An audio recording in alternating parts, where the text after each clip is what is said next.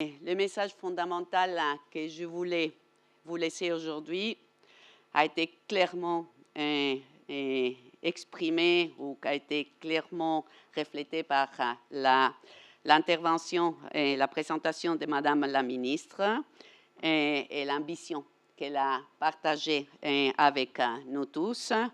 Alors, mon message fondamental, ça sera que le Maroc et l'Union européenne, nous pouvons et nous devons rester à la pointe du combat global contre les changements climatiques. Je pense que, Madame la ministre, vous savez bien expliquer pourquoi on a cette vision, nous, à l'Union européenne du Maroc.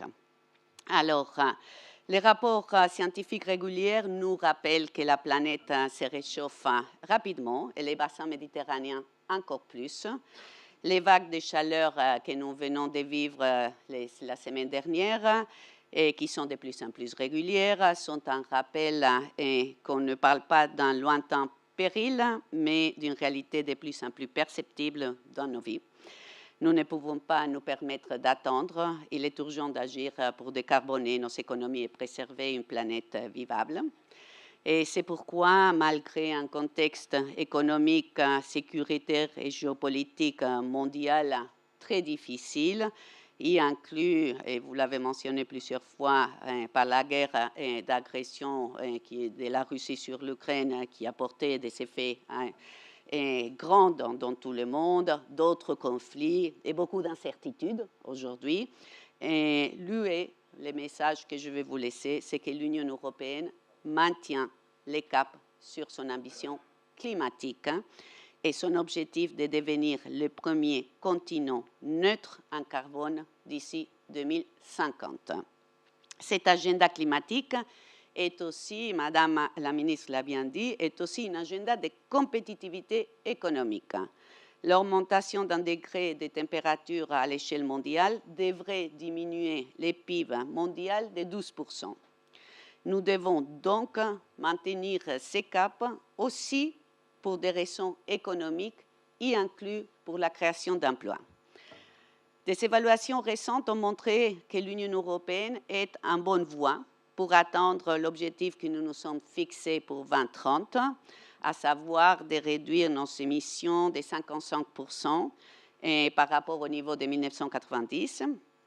Au-delà de l'année 2030, la Commission européenne a proposé la semaine dernière un amendement à la loi européenne sur le climat fixant un nouvel objectif climatique de 90% de réduction d'ici 2040 pour nous permettre donc d'atteindre la neutralité climatique pour 2050.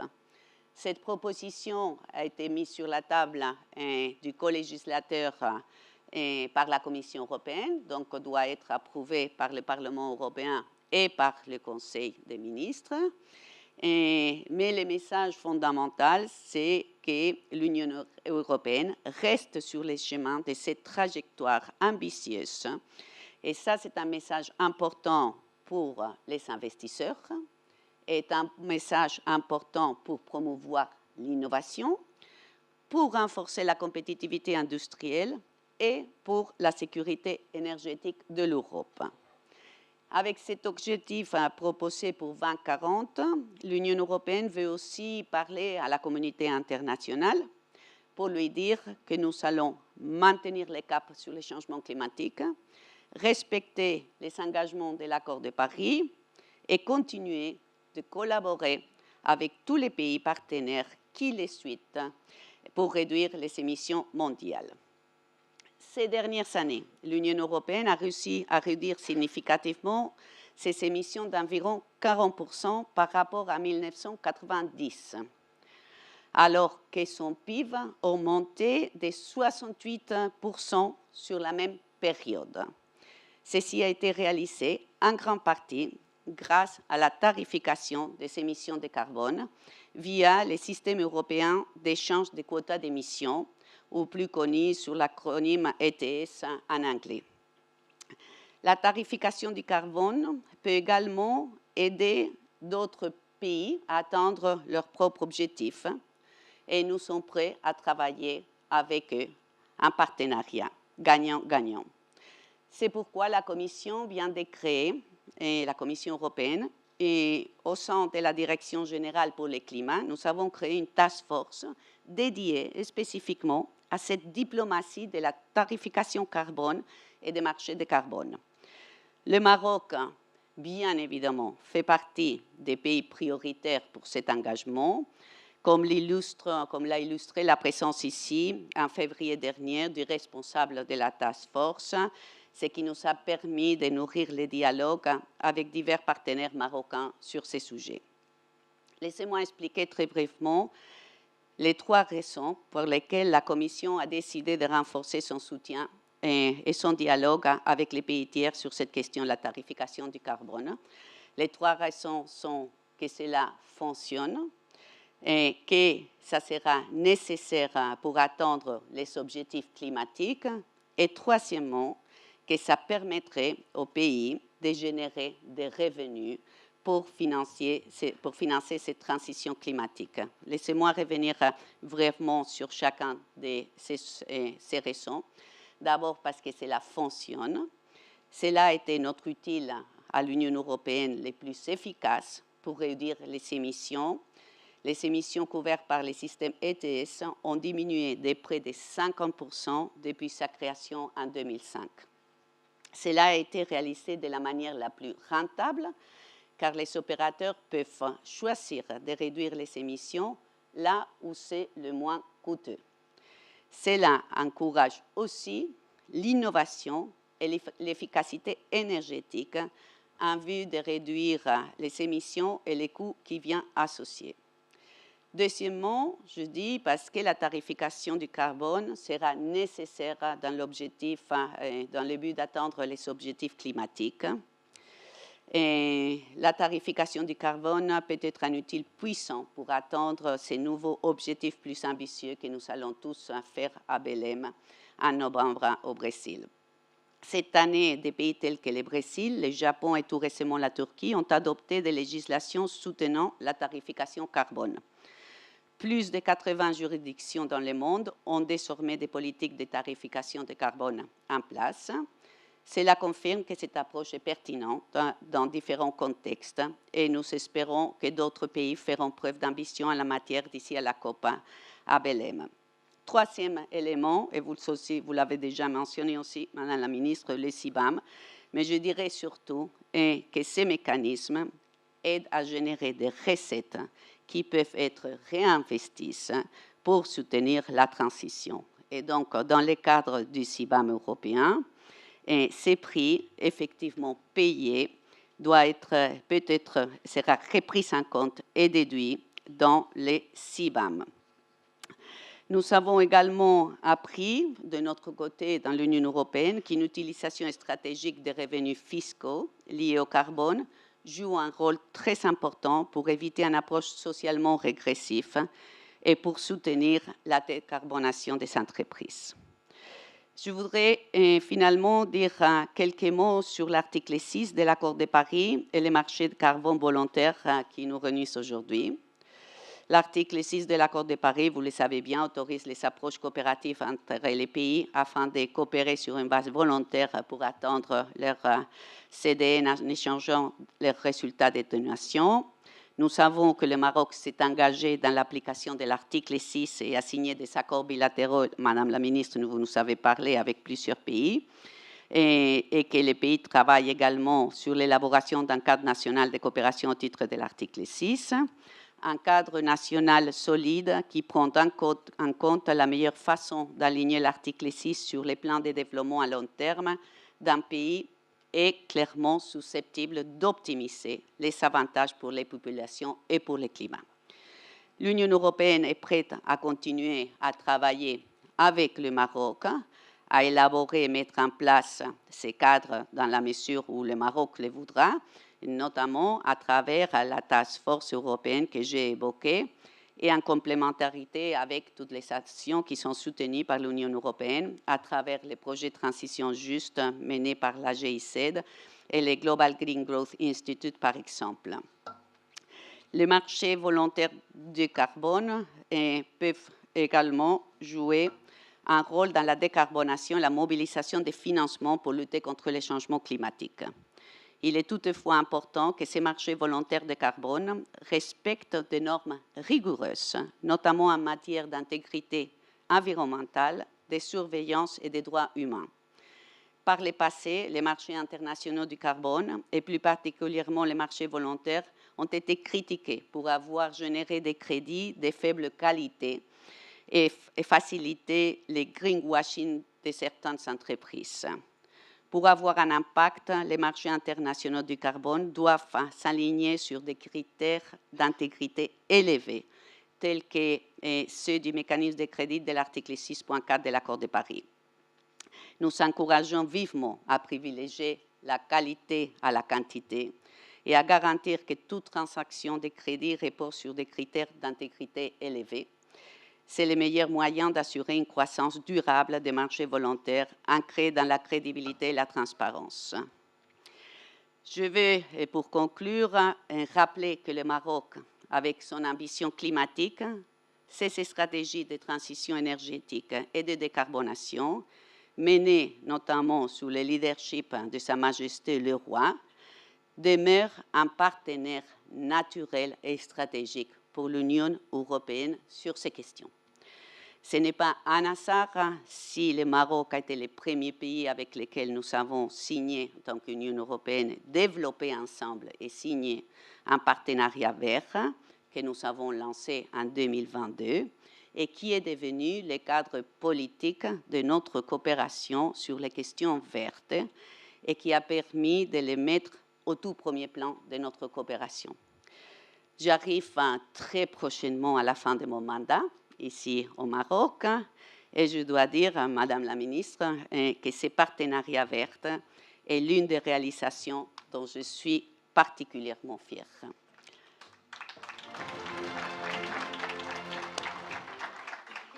Ce partenariat a permis à nos partenaires marocains d'être informés en priorité de tous les développements législatifs et réglementaires européens liés au pacte vert, par exemple sur les CBAM, sur la tarification carbone, sur l'économie circulaire, l'hydrogène vert, etc. Et d'échanger aussi sur les façons de les anticiper et d'en tirer parti au mieux. Cela a permis aussi de mobiliser une partie substantielle de notre coopération financière sur ces thématiques vertes pour appuyer les stratégies et les réformes marocaines sur la transition énergétique, énergie verte, la politique agricole et forestière, terre verte, ou l'économie circulaire, économie verte, pour n'en citer que quelques-unes. Les projets de transition juste mis en œuvre par le GIC et cofinancés entre l'Allemagne et l'Union européenne pour appuyer les politiques climatiques marocaines est une illustration des outils que l'Union européenne a mobilisés pour nourrir ses partenariats verts. Et c'est dans le cadre de ces projets que se tient aussi la conférence d'aujourd'hui, par exemple. Je voudrais profiter pour saluer ici le travail mené ensemble dans le cadre du partenariat vert avec vous, Madame la Ministre, et vos équipes, et vous remercier personnellement de votre engagement, de la coopération fructueuse, transparente et toujours très amicale. Comme je dis, je veux réaffirmer, l'Union européenne reste fermement engagée dans la transformation de son économie vers la neutralité carbone. La collaboration entre l'Union européenne et le Maroc sur ces thématiques de la tarification carbone et des marchés carbone est primordiale pour accélérer notre transition verte et pour saisir toutes les opportunités qu'offre cette transition de part et d'autre.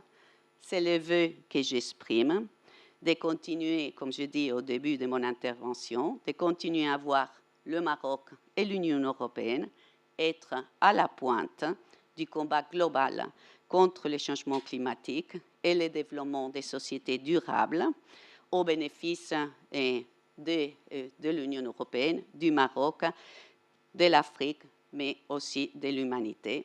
L'Union européenne restera à côté avec le Maroc pour travailler ensemble dans cette direction.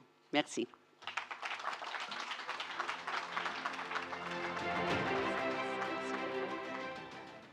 On applaudit encore une fois son Excellence, Madame l'ambassadrice. Je voulais juste confirmer, avant que Madame l'ambassadrice ne puisse sortir. Merci beaucoup encore une fois. Alors, elle a lancé un défi. Elle a parlé de l'objectif de 2050. Et j'ai regardé dans la salle et je me suis dit, on ne sera pas aussi jeune en 2050. Heureusement, elle a parlé d'un task force de la diplomatie. Bonne chance à vous, si vous deviez négocier qu'on reste aussi jeune en 2050. Mais en tout cas, c'était un plaisir d'entendre votre discours, Madame l'ambassadrice. Moving on to our next keynote speaker, I'd love to welcome on stage, at least English now, right? On applaudit tous les orateurs opening remarks en français, s'il vous plaît, parce que vous avez fait un travail excellent et c'était un plaisir d'écouter vos commentaires. Now, I'd like to welcome Mr. Andrea Bonzani, who's the International Policy Director at the International Emissions Trading Association, for a great presentation that's coming up. Thank you.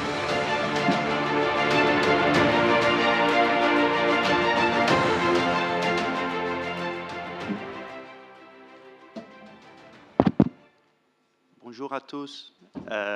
English now. Good morning. It's an honor to speak after the opening remarks of such distinguished speakers, Madame la Ministre, Madame l'Ambassadrice, Monsieur le Président de la Région, Monsieur le PDG de Casablanca Finance City.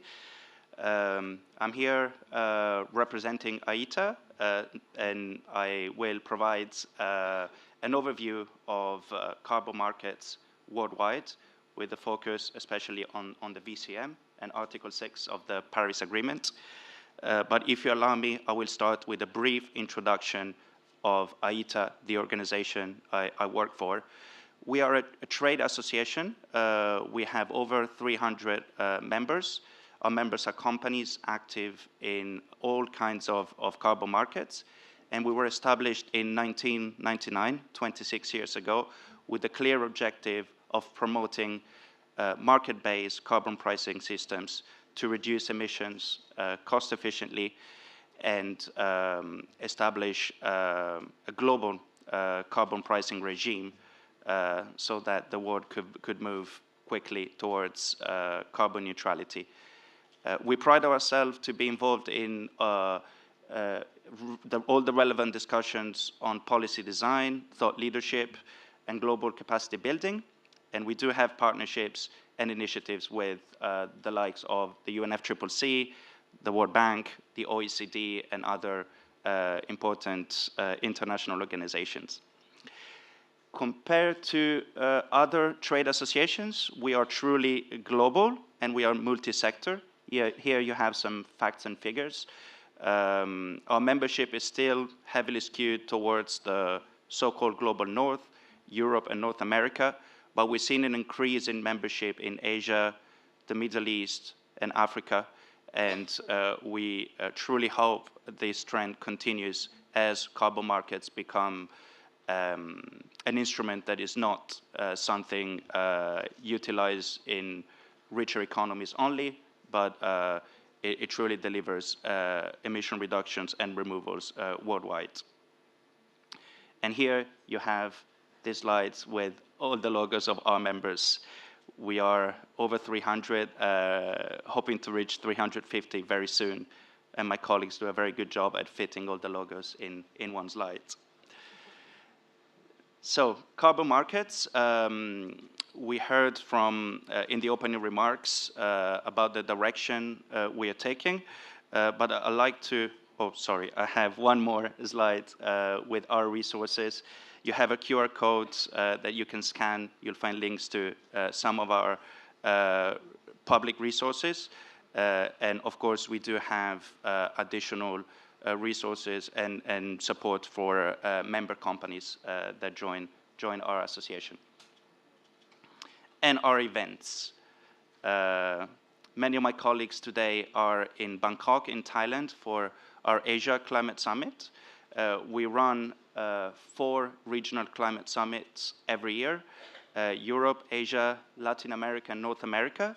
And next year, we decided we will add one more summit to our series, and it will be Africa Climate Summit.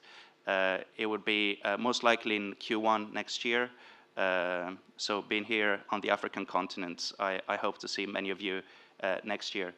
And we also have a significant presence at COP30 this year in Brazil. We run the Business Hub, which is a pavilion in the Green Zone with side events, meetings, focusing on all aspects of carbon pricing and carbon markets. So moving to the content. Carbon markets and the VCM in particular are a subset of carbon pricing instruments, and we are seeing a significant growth of carbon pricing instruments worldwide. This is a map that the World Bank publishes every year in its State of Trends of Carbon Pricing report, a key resource on this topic. And I really like looking at how the map changes year over year over the past decade or more. And we really moved from a map that had countries highlighted only in the global north, Europe, the EU, and parts of North America, and we're starting to see more and more color in many different areas of the world. And the blue color is where carbon pricing instruments, carbon taxes, or emission trading systems are in operation. And we really see some of the key economies in the global south having these systems in place. China first, but last year we had Indonesia starting an ETS, and we see a lot of systems that are being implemented in other very large and significant economies in the global south, such as Brazil and India. So significant growth in carbon pricing, and this is an important trend that we need to continue pushing. Within carbon pricing, we have the VCM, the voluntary carbon markets, that I want to introduce with a little deep dive into the terminology. I like to distinguish between the VCM as an ecosystem, which used to be called voluntary carbon markets, but I really believe it should now be called verified carbon markets, because it is now going beyond the VCM as a use case, so the purely voluntary action of companies that buy carbon credits and use carbon credits for their voluntary climate targets. Here you have some examples, Amazon, Microsoft, but we do have many companies from different sectors, also smaller companies acting as buyers on the VCM. But my opinion is that we need to move beyond the purely voluntary nature of these markets if we really want these markets to scale. I don't think we can expect carbon markets to scale to the 250 billion that, a year that were mentioned in one of the opening remarks if we don't have some policy, some incentives that go beyond the purely voluntary scale. But that does not mean that the VCM doesn't play a role, because it's an established ecosystem of players. And for those who are less familiar, I listed them here. We have project developers that deliver the reductions and removals. We have crediting programs that issue the credits after the verifiers or auditors have assured that the emission reductions and removals are real. And then we have buyers and end users that finance these credits. And then the last players is the governments, which is increasingly important. When the VCM was a nascent concept, was small, government involvement was very limited. I think now government are starting to pay attention, and as we hopefully move from purely voluntary market to something that's enshrined into policy, governments will play an even greater role. So verified carbon market, carbon credits market. A carbon credit is the unit, the instrument that is traded on this market. And it's an instrument that finances many different activities, and I listed something here. but it's whatever project can credibly and additionally reduce or remove greenhouse gas emissions. Here, another slide for those who are less familiar with this market, the project cycle. So we deliver emission reduction or removals. These reductions or removals are verified and validated by accredited third parties according to approved methodologies. The methodologies are approved by the crediting programs that then issue the credits in a digital registry. And then once the credits are issued, they can be traded by many different parties, mostly OTC now. We're starting to see some exchange trading. And the last step is the use of the credit or retirement when effectively the credits are cancelled in the registry. So this is the life cycle. This is how credits are born and used. So it is very technical, it is very complicated, but I think it can be summarized in a series of very, very simple steps. Integrity, it was mentioned by the ambassador in her speech. The VCM has been under intense scrutiny in recent years. Some investigations, media investigations, especially in English-speaking press, revealed the failures of some projects. Some methodologies were not robust enough. In some cases, the projects were not delivering on the ground what they were promising. So that led to trust in the VCM being shaken. There's a set of criticism that is quite concrete, that is related to specific projects or methodologies, but there's also another set of criticism that is more ideological. It's about the concept of carbon credits and offsetting. There's a narrative that believes that companies that are active in the carbon credit markets are doing it to mislead the public, are doing it for greenwashing, and are diverting attention from other actions that could be taken to reduce carbon emissions. In reality, there has been research about it. The companies that are active in the VCM are also those that are decarbonizing faster than the average. And in reality, there are a lot of companies that are not reducing emissions, not buying carbon credits, and they have been under the radar. For some reason, the criticism focused on those who were buying carbon credits, often in good faith. So there's work to do to restore the trust in this market. And on the right-hand side of this slide, I listed two of the main initiatives that are working to ensure that the integrity of the market is guaranteed, that the quality of credit is high. There's the ICVCM that's focusing on the supply of credits, putting a stamp of quality, basically, the so-called CCP label on credits that meet certain criteria. And then the other initiative, VCMI, is looking at the demand of credits, so the claims the companies make when they use carbon credits. So together, they are raising the bar, and this initiative started before the wave of public criticisms, but their role is now really fundamental, and we're starting to see these initiatives playing a role and coming to fruition. In general, as the ambassador said, quality over quantity. This is a message that I see in our members as well. The quality needs to be high because there needs to be trust in the market. So demand, with all the criticisms the market went through, it's no surprise that the market has been shrinking from its peak in 2021. I'm looking at the graph on the right-hand side of the slide. Prices have remained fairly stable. There are different metrics, different estimation for prices.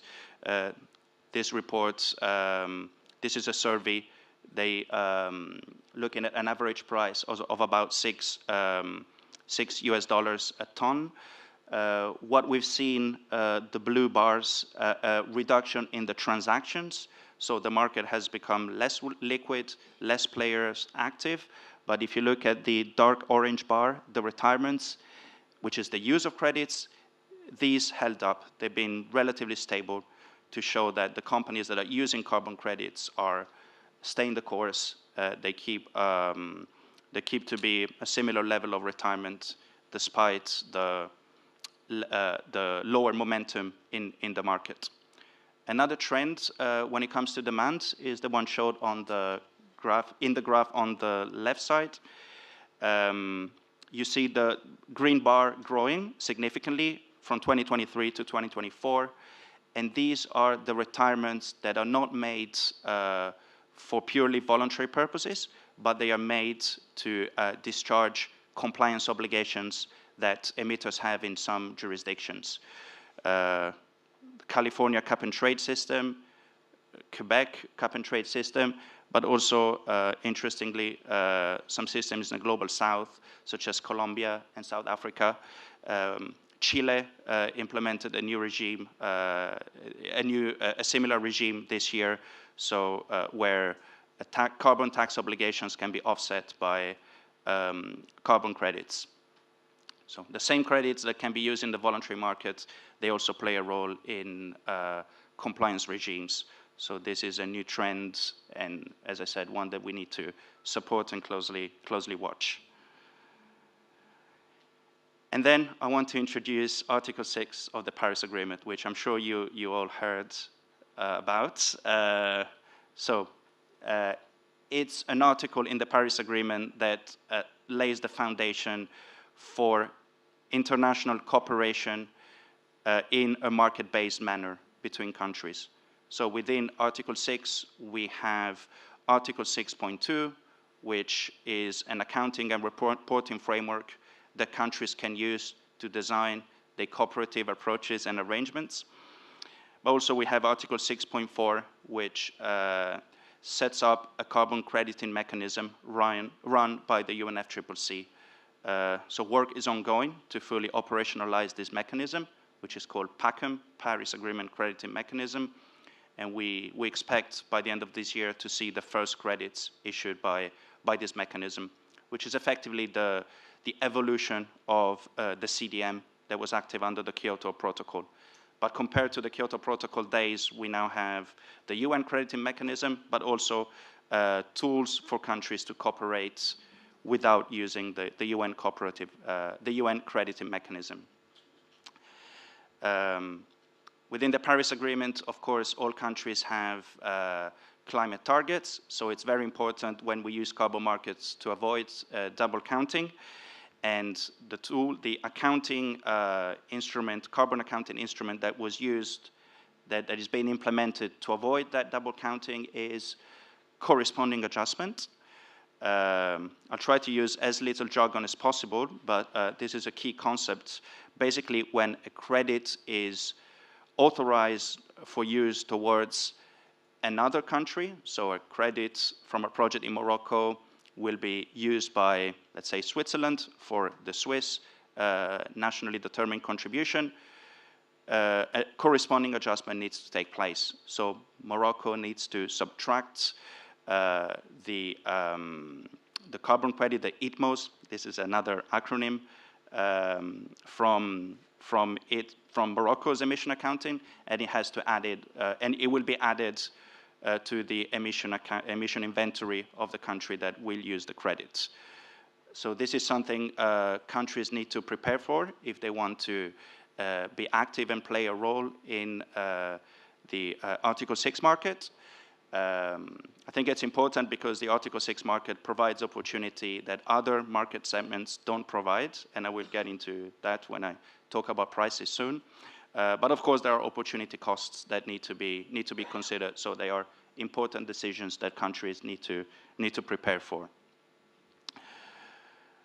So this is what the market is looking like right now. We have a supply of credits from different crediting programs, the PACM, the UN mechanism, but also other mechanisms, the independent standards that supplied the voluntary market over the last few years. There are national crediting programs that are being set up by countries. So all these programs issue credits, and then it's the host country that has to decide whether it authorizes the credit or not. So whether the credit becomes a credit that can be used in the Article 6 market or not. And when the country issues the authorization, they have to commit to a corresponding adjustment. So the carbon accounting adjustment. If the credit has a corresponding adjustment, the credit is authorized, it then can be used towards national targets of different countries. It can be used in the CORSIA scheme that was mentioned earlier, the compliance scheme for the international aviation sector. And then it can also be used in the voluntary carbon market. It can be used towards voluntary corporate targets. But voluntary corporate targets can use credits without corresponding adjustments.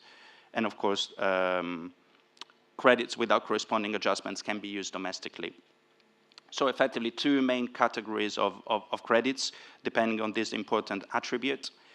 And well, this will significantly impact the pricing of the two credits. Even though at the origin, at the supply side, the project is the same, these accounting attributes makes a real difference because it affects the use cases. So what the Article 6 market looks like right now, here I will not read the whole slide, you can take a photo, but there are basically 5 main buyers that are out in the market trying to buy credits with a 2030 horizon. And there's the CORSIA market, which is a market for international aviation that is treated separately under the UNFCCC. We also starting to look at the post-2030 periods, and we see Norway emerging as a key buyer, and also the EU. Last week, they just published their 2040 target, and there is a role for Article 6 to play in the post-2030 period. So these are the buyers. These are the bilateral agreements that have been signed so far. We are close to 100. I stopped counting, but I know we are almost hitting 100. These are the first steps the country need to take to cooperate bilaterally under Article 6.2. And Morocco, as the minister showed, Morocco is one of the countries active here with 4 bilateral agreements with 4 of the main buyers. So now I will talk about prices. It's a complex topic because pricing of carbon credits is complex, non-standardized. There's a very high, excuse me, there's a very high variance depending on the activity type, and there's a premium for credits with a corresponding adjustment. So here you see I took this chart from S&P Global, one of the main price reporting agencies, and you can see the cheapest of the cheapest carbon credits trades for 30 cents. So these are credits without corresponding adjustments from old projects, maybe with less assurance about the quality of the credits. But then if we go to the more expensive category, there at the bottom, we are almost hitting $150 per ton. And these are the tech-based carbon capture, the removals credits, direct air capture, BECCS, biochar, that these are removed emissions removed from the atmosphere, and there's certainty that the removals will be durable, will be permanent. So you see the very high variance related to the activity type. But then there's also variance due to the accounting attributes, the corresponding adjustment. Here, we've only had very few transactions in credits with corresponding adjustments, so we rely on estimates and survey data. At the top of the slide, you have a sentiment survey that we at AITA run at the end of last year. So we see the premium being estimated by some being above $10 a ton, The majority was looking at smaller premia, less than $10 a ton. I must say, if I responded to the survey, I would have said more than $10 a ton. And I see that in the prices that are beginning to emerge in the market. Here you have the bars indicate the volumes that each of these buyers have committed to, and the green line is the prices, the estimated prices. In some cases, they're purely estimates by consultants, by various companies. In others, they come from initial transactions and figures disclosed in the reports of the specific governments and buyers. You'll see here the CORSIA bars are quite high. These relate to the first phase of CORSIA with a deadline in 2028. There's also a second phase. The deadline for retirements is 2035.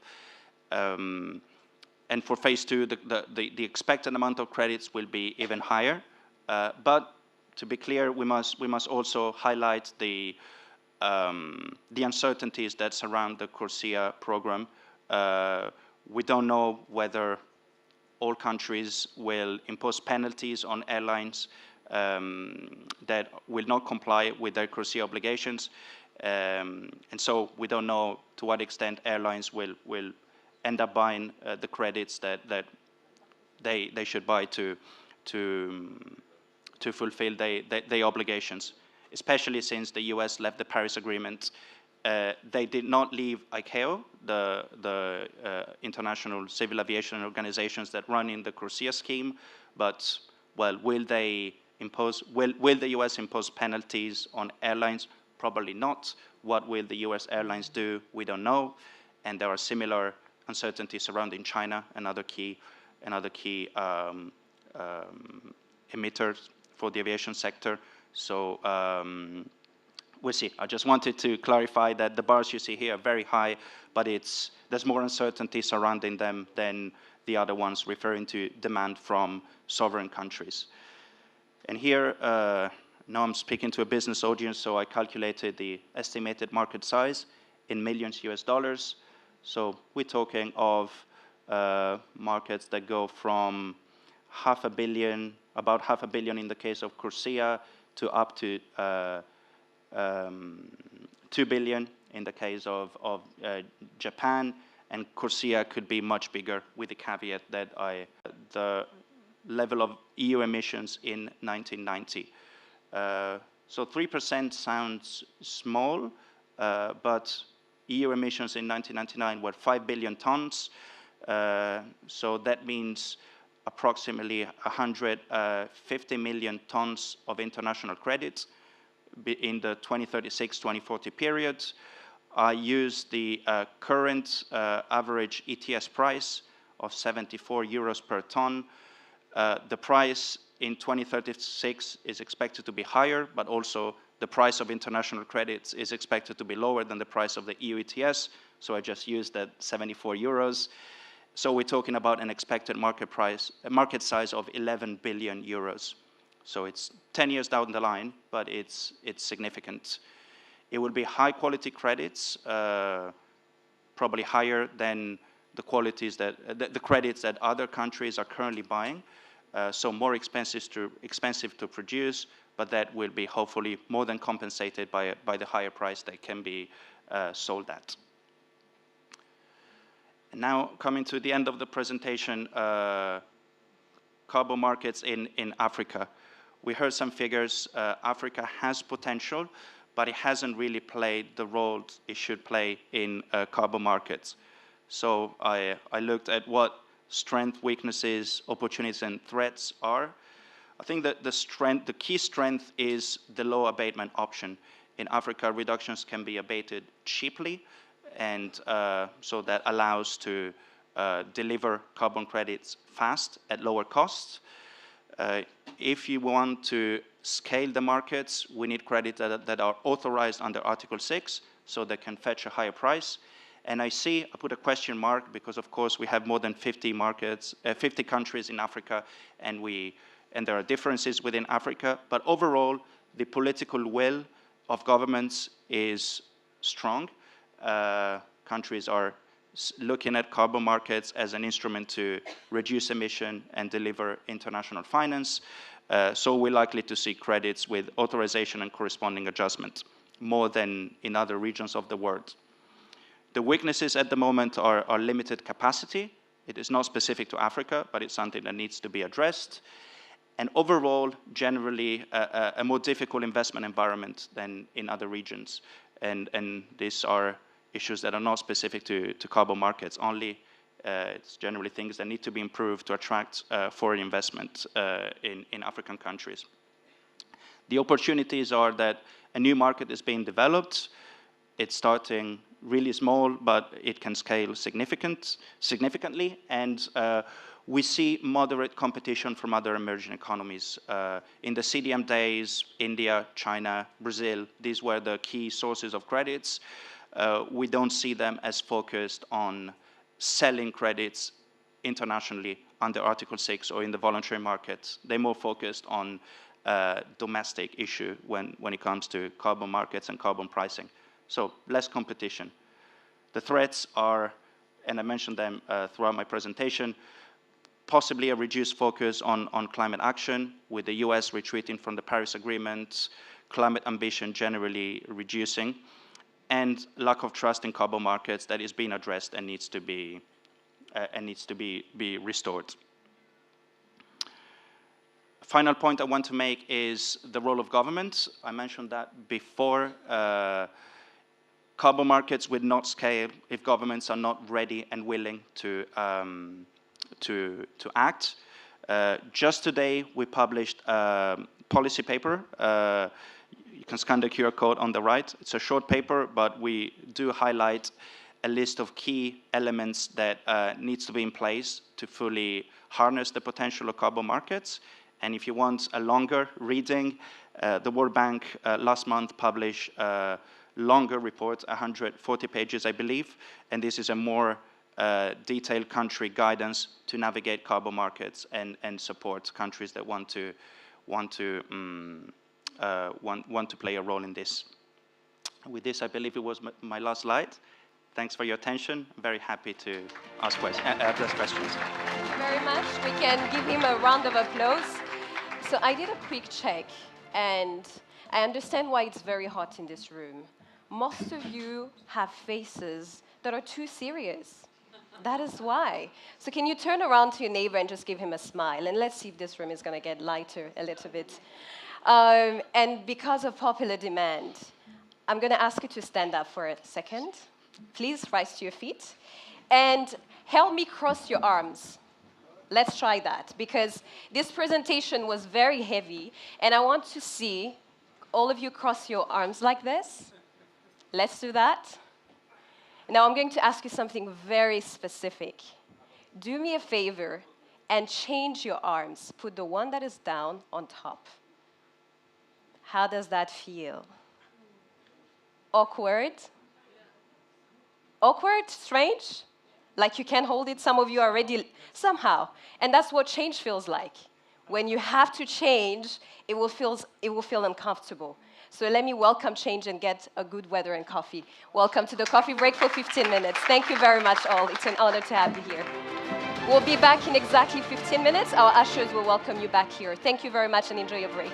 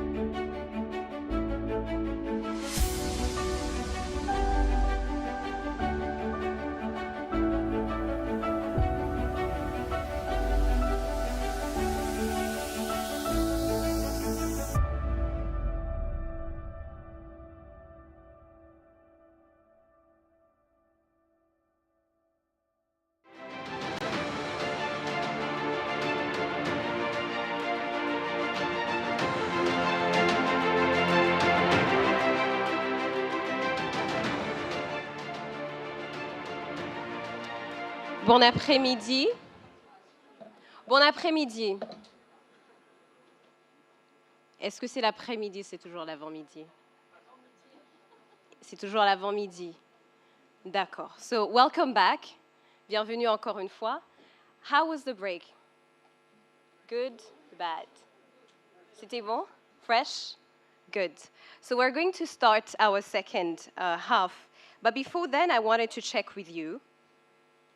How many of you made use of your business cards? By a show of hands. Let me see. All right. Alors, they say 3 out of 4 people leave conferences feeling more inspired, but only 1 person out of 4 leaves wondering where all their business cards went. So here's the thing. If you're missing yours at the end of lunch, later on, please check your neighbor's pockets or bags. I'm sure if you're doing your job, they should be there. Anyways, in this section, we're going to start our panel, and I'm going to welcome to the stage an incredible gentleman who's going to be leading this session. This is Mr. Manuel Coco, who is the Senior Sustainable Energy and CC Advisor at GIZ. Let's put our hands together for him. And merci beaucoup. He's going to be joined by a few panelists that he will introduce. You will have a QR code, remember, that you can use to ask your questions. It's on the left here. And please feel free. We will have ushers as well walk around and give you the microphone should you have questions. Thank you very much. Manuel, over to you. Thank you. Bonjour. Oui, bonjour. Salam alaikum. Je suis ravi d'être là. I'm going to switch to English to introduce the panelists, if you don't mind.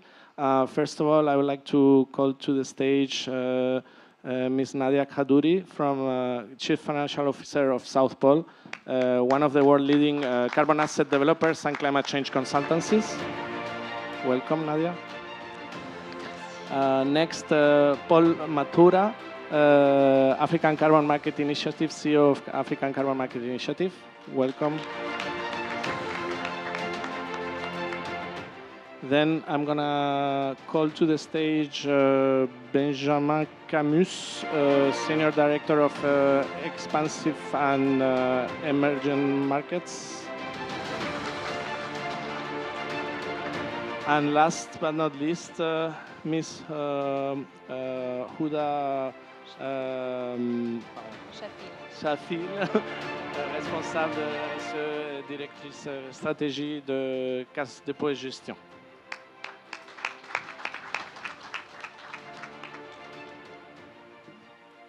Sorry about the misname.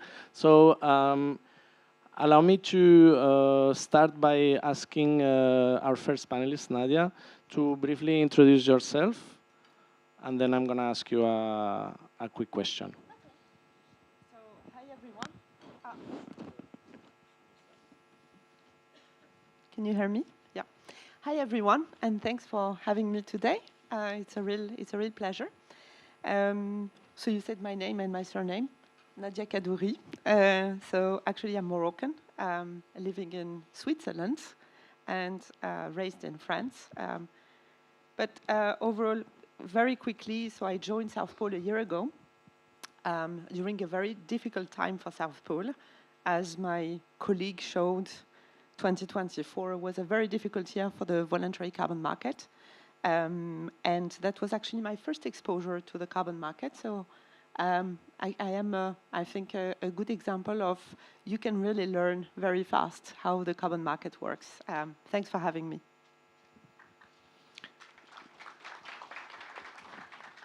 Thanks a lot, Nadia. So based on South Pole extensive experience with carbon market development, in particular, including in the African continent, what are, in your opinion, the 2 or 3 biggest pain points when it comes to developing carbon projects across the project life cycle, from the early identification to the issuance of credits? Well, I think, I don't know why. So I think like, I mean, we've been saying that since the beginning today, right? I mean, money is key. So, like, I would say the key pain point is really how to flow the financing into the carbon project. And at every stages of projects. So that can start with, like early feasibility studies, or actually making sure that nature-based solutions projects that are 10 years plus life cycles type of projects are actually financed correctly through the life cycle. So this is how do you attract financing. The second one is the regulatory framework and the methodology complexity. So we saw earlier this morning that basically you have a lot of different stakeholders and you have a lot of changes into the carbon market that makes it extremely complex to, at some point, to ensure the stability of a project, end to end. And that actually prevents as well, financing institutions, like finance flows to give enough confidence to build up as well project pipelines, and that obviously impacts Africa. And data, that's another one. So we say that we are very, very data rich, but we are very infrastructure poor. So you have a lot of data that is flowing. This morning I was just looking as well at how do we basically build transparency in this market, because you need to have a framework, infrastructure, and transparency to attract financing, but as well to attract and to ensure, that you build the right level of trust in the market. And this is definitely something that I think the whole players, the whole ecosystem needs definitely to work together to build those infrastructures. Because they will build transparency and they will ensure actually that sustainability topics are sustainable. Because this is basically what is the bridge that is missing today for projects to be financed. Thanks a lot, Nadia. I think, I asked the panelists also because of time to be very short in their answers, also to allow maybe the audience to ask a couple of questions. I'm sure there are much more insights and nuances to the answer, but I think your 3 points were very clear and very, very solid. Moving on, Paul Mutaura, CEO of African Carbon Market Initiative. Please briefly introduce yourself, also the ACMI, so people in the audience know about it better. Thanks. Thank you so much, Manuel. I think a real pleasure to be here, as has been said. Paul Mutaura actually joined the Carbon Markets Initiative in September 2023, just as the market was taking that turn. So I've only experienced it during the madness, but really the history in capital markets regulation. So a number of you I know in the audience from my engagements with AMMC in terms of building the continental capital markets work. But the work has been really focused on how do we really reorient the understanding and leverage of carbon markets by the continent of Africa. So we work across governments. Thank you. Thanks a lot, Paul. So ACMI is a very relevant initiative in the African continent, trying to really bring quality, transparency, integrity to the regional carbon markets. As you are working a lot with governments in Africa, what are the key focus areas to be able to put a conducive environment and enabling conditions for project developers in the regional context? How do you see the main challenges there? Thank you so much, Manuel. I think first and foremost, it's almost a challenge of how do we work kind of concurrently as a continent to make sure that there's going to be credible market for the credits being generated in our jurisdictions. There's much has been said today about how much evolving the standards are, many different pillars of standards, but how do you make sure the African voice is building into that standard development and rulemaking to make sure that we're not being excluded by the way these rules are being structured, and better ensuring that as we roll out national frameworks, there is some level of clarity on what is our national strategy for carbon markets and how do this build in to overall national development strategies. I think there's a big risk in overly concentrating on only carbon markets, because it needs to be part of a whole ecosystem of evolving the economic industrialization of the nation. And how do you make sure really positioning countries and regions as really credible drivers of climate positive growth? I think it's great to hear the work going on in Morocco, but how are we making sure that at a country-to-country level, we're making sure we're identifying how can we be as competitive in adding our value to delivering national, actually supporting national contribution to global solutions, because it's a global problem. But unless you have clarity at a national level, what are you bringing to the table, and how are you making sure that will be structured appropriately, there's a risk of being overtaken, as you saw with the CDM space. But end of the day, I think so much more, I think the work that's necessary in the Article 6 space and leveraging authorization so that it's not only giving clarity to PDs, project developers, as to what are these sectors that are seen as nationally strategic and are going to be incentivized to really receive appropriate funding premiums. It was terrible to see that IETA number, that it only be $10. I do believe it will be higher than that, but really unlocking a clear understanding that there is, there'll be national support, and then there'll be credible demand-side offtake at a credible price to allow for meaningful investment to occur across these project developers. Thank you. Thanks a lot, Paul. I mean, I think it was recognized since the very early opening remarks the huge potential that African carbon markets has. There is a potential of a very high quality permanent nature-based credits. For example, there are many other type of credits, but Africa should play a role and should represent its real potential of up to 1/3 of future carbon markets. This is still largely untapped, and therefore work like what Paul is doing and the Africa Carbon Market Initiative is doing is paramount. So thanks a lot for being with us. Moving on to our next distinguished guest, Benjamin Camus. You're Senior Director at Evolution Markets and Expansive. Maybe some of the audience will not know what a trader and a marketplace like respectively Evolution and Expansive are. So maybe please explain and please give us a few pointers on your biography. Sure. Thank you very much, Manuel. Thank you very much also to GIZ, CDG, and CFC for organizing and this event and having us here. As you said, working for Evolution Markets. Evolution Markets has been founded in 2000, so went probably through all the stages of this incredible market. We do mainly brokerage of environmental commodities from our US and UK offices. And I'm leading, more especially, the consultancy department from Europe.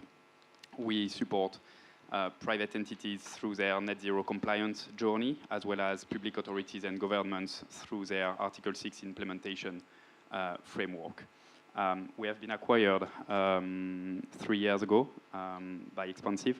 So Expansive is the biggest global market infrastructure, hosting carbon standard registries as well as exchanges in our own name or in a kind of white label framework for some countries or private organization and initiatives. Thanks a lot. Thanks for the explanation. I think that was important for some of our colleagues here. So, from a trading and marketplace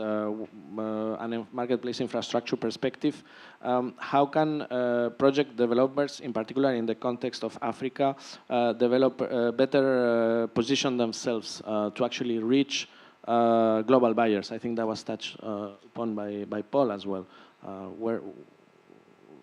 How can they go and get the end buyer attention? Yeah. First, I think that, I started my career in the carbon market on the project development side, mainly in West Africa and Latin America, now working mainly with, again, public authorities, government, and private entities. I fully agree with Paul on let's say, also the need for education. We often take the carbon market internally as a kid that we are helping to grow.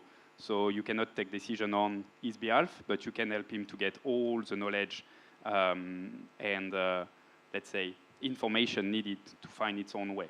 So we do always a lot of capacity building and awareness with both sides, with the buyers, but also with the sellers, because we want to manage expectation from both sides. We want to make sure that it won't be the project developers doing the impossible to reach the buyer's expectation. We want also the buyers being able to understand the reality of the field and how a carbon project can be developed. So it needs to be each party making a kind of step toward each other to make sure that they can find themselves in between, where finally we are in a good definition of a compromise where no one is fully happy. But it works. So we do, again, a lot of awareness to make sure that project developers can also understand all the market opportunities for their projects. We were discussing earlier during the lunch break about the future of renewable energy projects. Does the future just rely on renewable energy certificate? Can we still think about carbon project? For which purpose? We always think and talk about VCM, Article 6. We see also all the different applications for these different framework and how the project can fit also with the different standards. So how it can work also when you develop a project to make sure that maybe this project can match the expectation of net zero compliance buyers, but also countries' expectation to make sure that you will get all the documentation you expect to get from the public authorities in order to potentially, after a certain period of time, reach some requirement to get Article 6, Article 6.4 requirement. Taking into consideration also the need for CORSIA and all the other different initiatives coming. So this is definitively the most important part, again, starting from the awareness to implementation. And maybe just to finish on something really concrete, I would like to share also the initiative of CDG and CFCA. So we had the opportunity and the chance to support the work that they've done to understand the potential of Morocco and the region to put in place some opportunities for the carbon market to exist and grow. And it started by, again, discussing together, understanding each other, understanding the expectation of the different parties to make sure that, again, we won't let anyone on the side, but we will be able to bring on board from the government expectation, the project developers, and also all the different stakeholders involved into the development of a carbon project that Andrea demonstrated also this morning, thinking about the VVB, all the auditors coming to evaluate the project, but also how do we engage already with some potential buyers, and it can be public authorities, it can be countries or private authority or private organizations. So definitively a good example, again, demonstrated by CDG and CFCA on this first step to think about implementation of carbon market, not just for Morocco or not just for VCM, but also thinking about, again, all the different applications that can come across the different markets and across the different countries of the region. Thanks a lot, Benjamin. That was very insightful, very rich. We have seen also in this morning presentation by our colleague Andrea how complex the market, voluntary carbon market is, and Article 6. There are a lot of technicalities, and that's why there is a whole ecosystem of players, partners that can support local projects to actually enable them to access these markets, and the importance of the engagement of local partners to localize the conversation and adapt it to the local context is very important. So that I'm very happy to see like representatives from all the different stakeholders that are relevant to the discussion in this panel. And moving on to our next panelist, Madame Joyce Fischer au français pour la dernière question. Madame Ouda Chafil, je m'excuse, tout à l'heure je vous ai nommé avec le mauvais titre. En fait, vous êtes directrice du pôle de ressources et finances de la Caisse des dépôts de gestion. C'est très important en fait et vraiment rassurant de voir l'engagement de la CDG dans cette discussion. C'est absolument primordial d'avoir votre rôle. Donc peut-être juste si vous pouvez vous introduire d'abord brièvement, après je vais vous poser une question pour vous. Merci. Merci beaucoup. To avoid deviating from the rule of this morning, allow me to speak French, just to make sure that my messages will be clear for everyone. Merci beaucoup. Je suis Ouda Chafil, directrice du pôle ressources et finances de la CDG. Et donc, dans mon rôle, je m'occupe particulièrement de la mobilisation de financement et durabilité. Et donc, sur ce volet-là, j'ai eu la chance et l'honneur d'accompagner nos amis de CFCA pour la mise en place, ou entamer le travail sur la mise en place d'un marché volontaire du carbone en coordination avec l'article 6 et Corsia. Et donc, c'est un plaisir et un honneur pour moi d'être avec vous aujourd'hui pour justement continuer cette dynamique d'échange, d'idées, d'expertise venues un peu d'experts chevronnés en la matière. Et donc, je serais ravie de partager ce panel avec mes distingués panélistes. Merci, plaisir partagé, cher Ouda. Je suis en fait honoré d'être parmi ces panélistes aussi distingués. Alors, selon votre expérience, selon la perspective de la CDG, d'après vous, quelles sont les principales difficultés pour développer et dans le déploiement surtout des projets carbone, en particulier dans les contextes marocains, pour vraiment contextualiser les défis? Alors, peut-être avant de parler de difficultés, je présenterai brièvement un peu la CDG pour les gens qui ne connaissent pas la Caisse. Et puis, surtout ce que nous faisons jusqu'à aujourd'hui.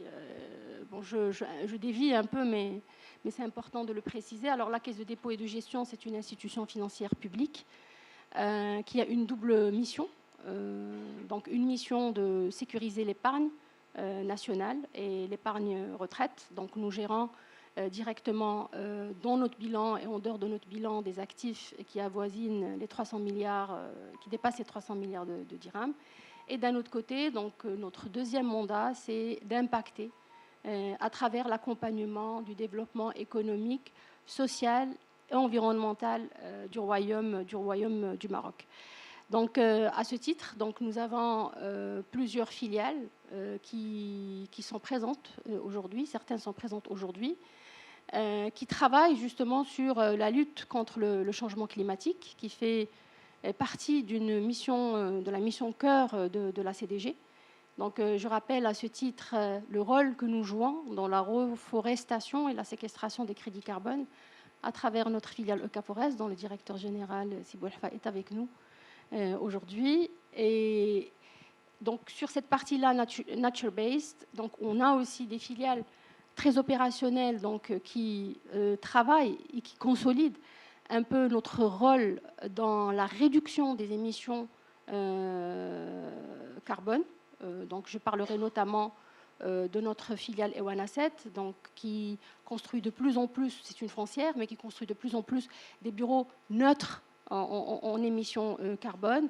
Je citerai aussi INE, qui est une ESCO, qui vient d'être agréée ESCO, donc qui porte le métier de l'efficacité énergétique au Maroc. Et je pense qu'elle aura un rôle très important et central à jouer donc, dans ce que nous sommes en train de construire avec CFCA. Donc, ceci étant dit, quelles sont les difficultés que nous avons? Les difficultés que nous avons au Maroc et à la CDG ne diffèrent pas vraiment des difficultés qui ont été mentionnées depuis ce matin. Et encore au niveau de ce panel, c'est encore plus vrai au Maroc. D'abord, je citerai un peu le manque de data, notamment pour la forêt. Donc aujourd'hui, On enregistre un manque de données de référence sur l'utilisation historique des terres, les inventaires forestiers et puis les émissions en général. Donc ça, c'est pour le côté, on va dire, data sur la partie forêt.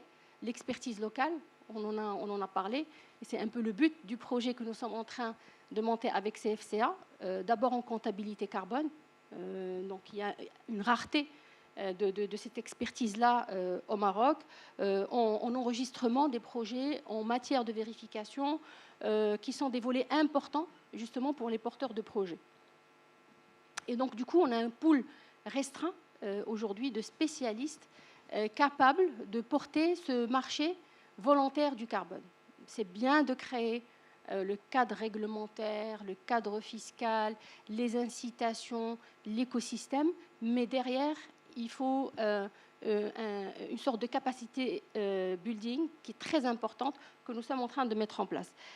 Et puis, aujourd'hui, il faut le dire, nous ne disposons pas de mécanisme juridique réglementaire qui permet d'asseoir un marché intègre et transparent du carbone.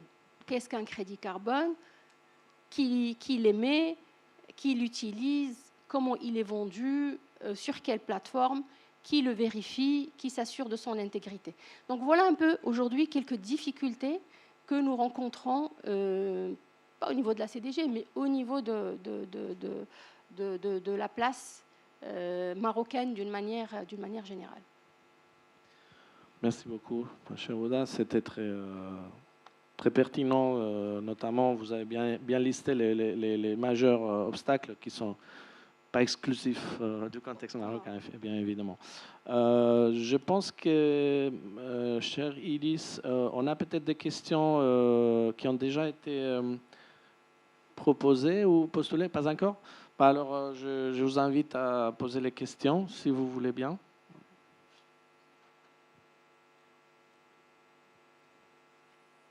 Est-ce qu'il y a quelqu'un qui veut interroger nos... Profitez, hein, parce que ce n'est pas tous les jours qu'on peut avoir un panel comme ça. Une question.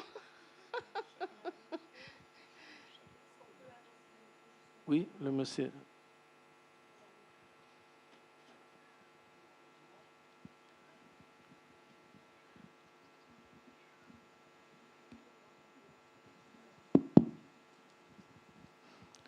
Yeah, hello. My name is Ahmed Khalid Sugoshni. I am part of the portfolio management supervisory team at the CRES CDG. I would like to ask a question, in fact, to the whole panel about the carbon credits as an asset class. So do you think it has any perspectives to be considered as a real asset? And do you think big financial institutions like global sovereign funds or central banks can play a role to improve the whole ecosystem by adding them as in their strategic asset allocation, or maybe just by creating the concept of portfolio neutral carbon, if you have a guess estimate of the total carbon footprint of a company, then you could have an aim of hedging this kind of carbon footprint. Thank you. Thanks a lot. I think it's a quite technical question, but just my first reaction to your question is, of course, it's an asset. Not only it's not an opinion, it's actually a commodity that is traded.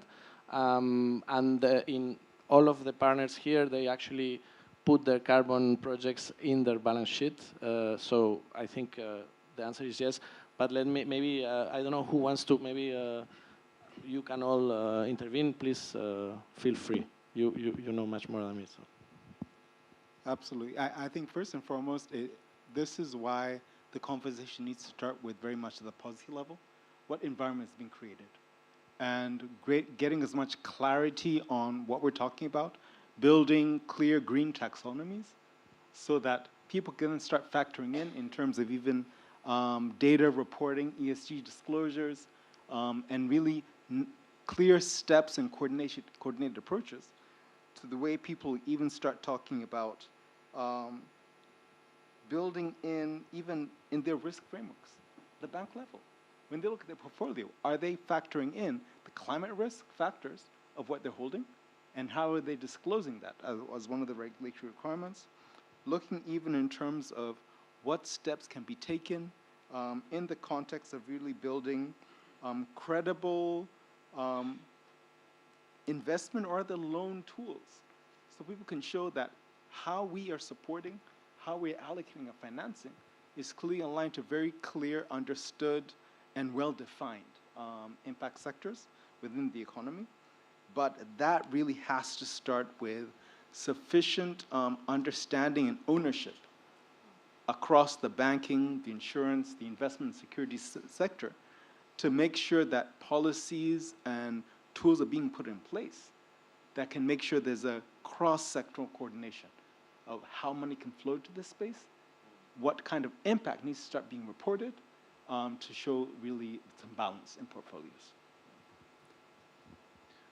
Yeah, Benjamin? And if I can add something on your question also, we have some discussions with private entities for the net zero compliance, so also talking about how they can try to mark on a monthly basis, for example, their portfolio, etc. We have also some discussion with public authorities on creating some kind of new sovereign funds from carbon credits. And I would say that probably the most relevant way to see it for the moment is to think about more of the carbon project than the carbon credits, because of the different opportunities. As I mentioned earlier, with one single project, you can get different opportunities in terms of market access, different markets that can come also along the way of the lifetime of the project. So you can be 6.2 eligible today and have a contract until 2030 for the moment with a country, but this project will still be alive afterwards, and can it be eligible for another market afterwards? So if you think about it at the, let's say, big entities level or public authority level, probably that you want to think about it at the carbon project level rather than the carbon credits level. So you also avoid all the question of diluting the liquidity and monetization of your carbon credits, also impacted by the vintage of your carbon credits. When you think about it from a carbon project perspective, you can see all the different scenarios and opportunities, and you can play also with different opportunities to monetize and get a value on a more long-term plan, if it makes sense. You want to react to that, Paul? And Nadia, also maybe you want to say something? Core benefits that are often built around projects on this continent, because the CO2 reduction and removal often is the co-benefit to the huge impact that these projects tend to have in the environment they're operating in. So how do we make sure we're appropriately tracking and measuring those huge core benefits so that we look at the long-term value and start attracting, frankly, a premium on price when you look at the true monetization of the value impact of these projects and the environment they're operating in. Ce que je voudrais rajouter par rapport à ce qui a été dit par mes collègues panélistes et en réponse à la question de Khalid, que je remercie, qui est d'ailleurs très pertinente, c'est effectivement, comme a dit Benjamin, il ne faut pas le considérer comme un asset financier dans les balance sheets, mais plutôt on peut le voir à travers les projets carbone que ces institutions peuvent financer et peuvent porter. Et c'est franchement exactement ce qu'on a envie de faire avec nos collègues de CFCA, c'est de ne pas s'arrêter au crédit carbone comme un instrument financier, donc qu'on peut échanger dans des bourses et sur des systèmes de trading, mais vraiment créer un écosystème complet de bout en bout où tous les institutionnels, tous les investisseurs qui travaillent et qui ont une ambition pour l'impact sur la finance climat peuvent y contribuer. D'ailleurs, on croit vraiment que les projets carbone sont un outil excellent et idoine pour mobiliser les financements privés.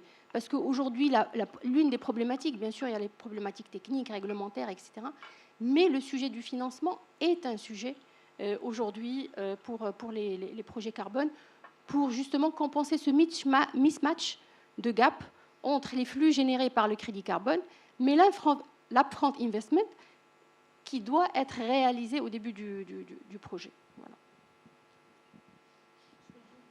Bien sûr. Nadia, s'il te plaît. Très bien, bien sûr.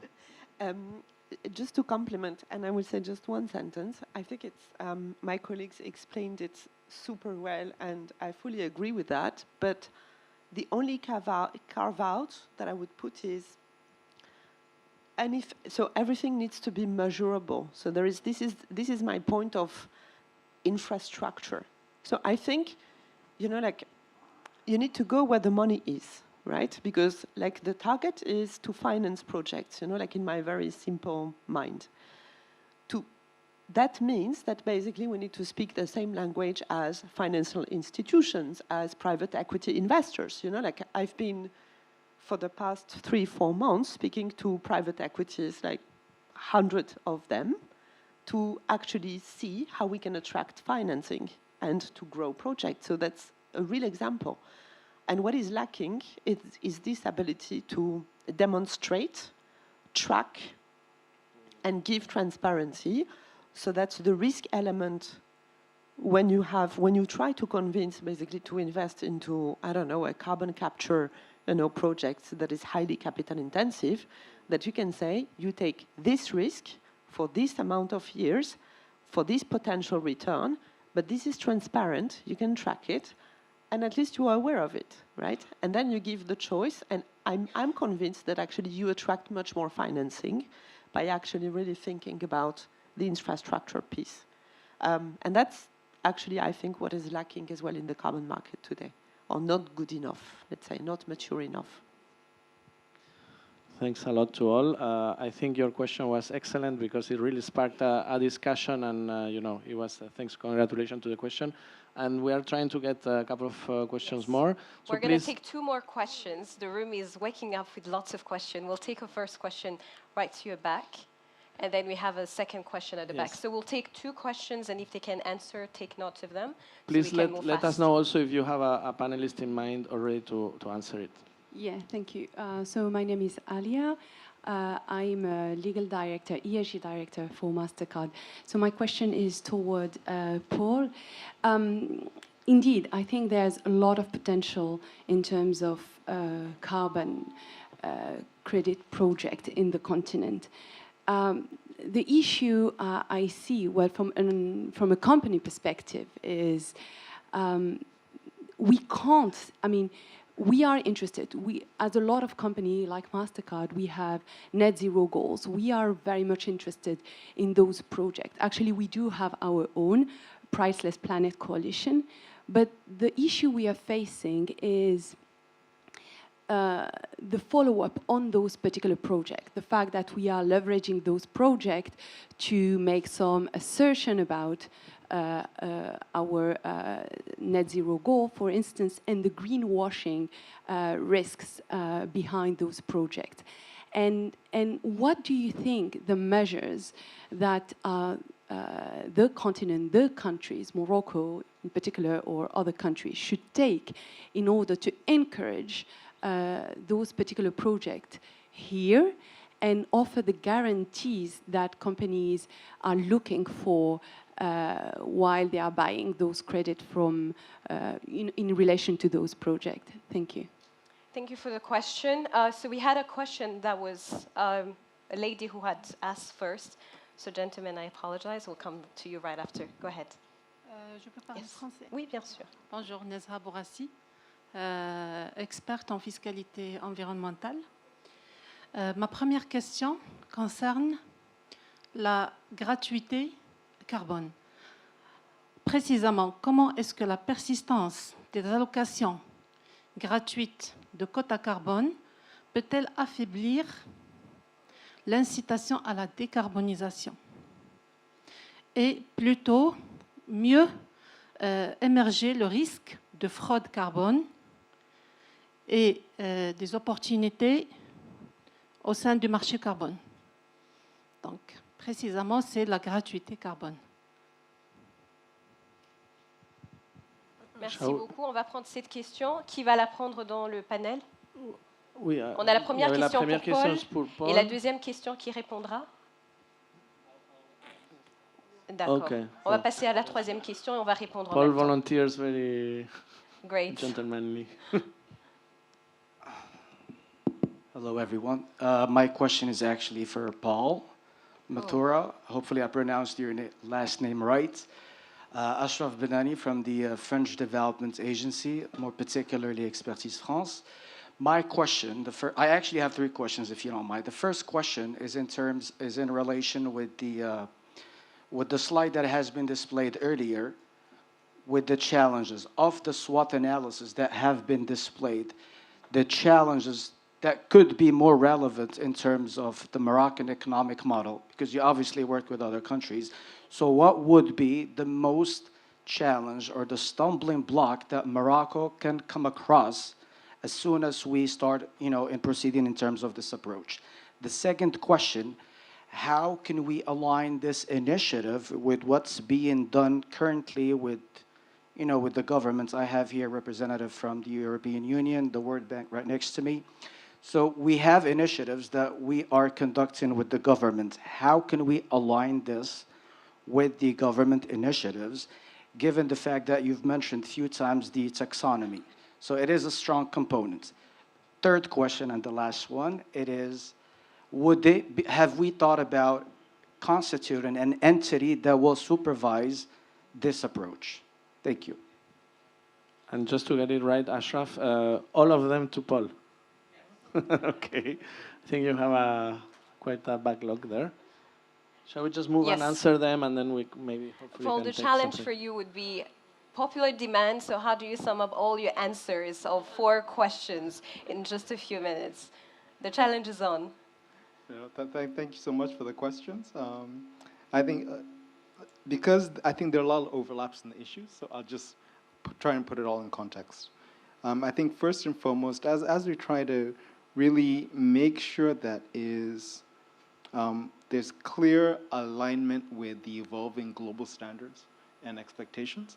I think we're getting great signaling from ICVCM and VCMI in terms of the CCPs and the Claims Code of Practice on what does it truly look like to really have transparency and integrity, and making sure that as frameworks are being rolled out at national level, we can't imagine that we're writing new standards at country or continental level.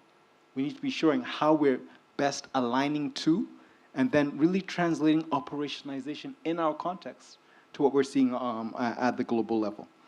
And for me, that ties up very much into how do we use the timely development and clear publication of national strategies for the carbon markets, so that both the investor demand side, the buyers, as well as the supply side, the project developers, understand what is the intent, what is the direction, and how can we better use steps like authorization under Article 6 to give clear direction, issuance of whitelists. These are the project spaces that we are inviting potentially higher cost investments, and we'll make sure that there is stronger pricing of the credits that can evolve from that as a consequence of the authorization being granted. But for me, this ties in very much to the point that was raised around really the fundamental challenges we see from underpriced credits in the market. Because we need to be very frank and honest with ourselves that until you have a credible price for the negative externality that is emissions scaling, there's nothing that's going to truly incentivize behavioral change. And at the same time, unless you have credible pricing for the credits being generated, wow. No, I will stop speaking, I'm sorry for what I said,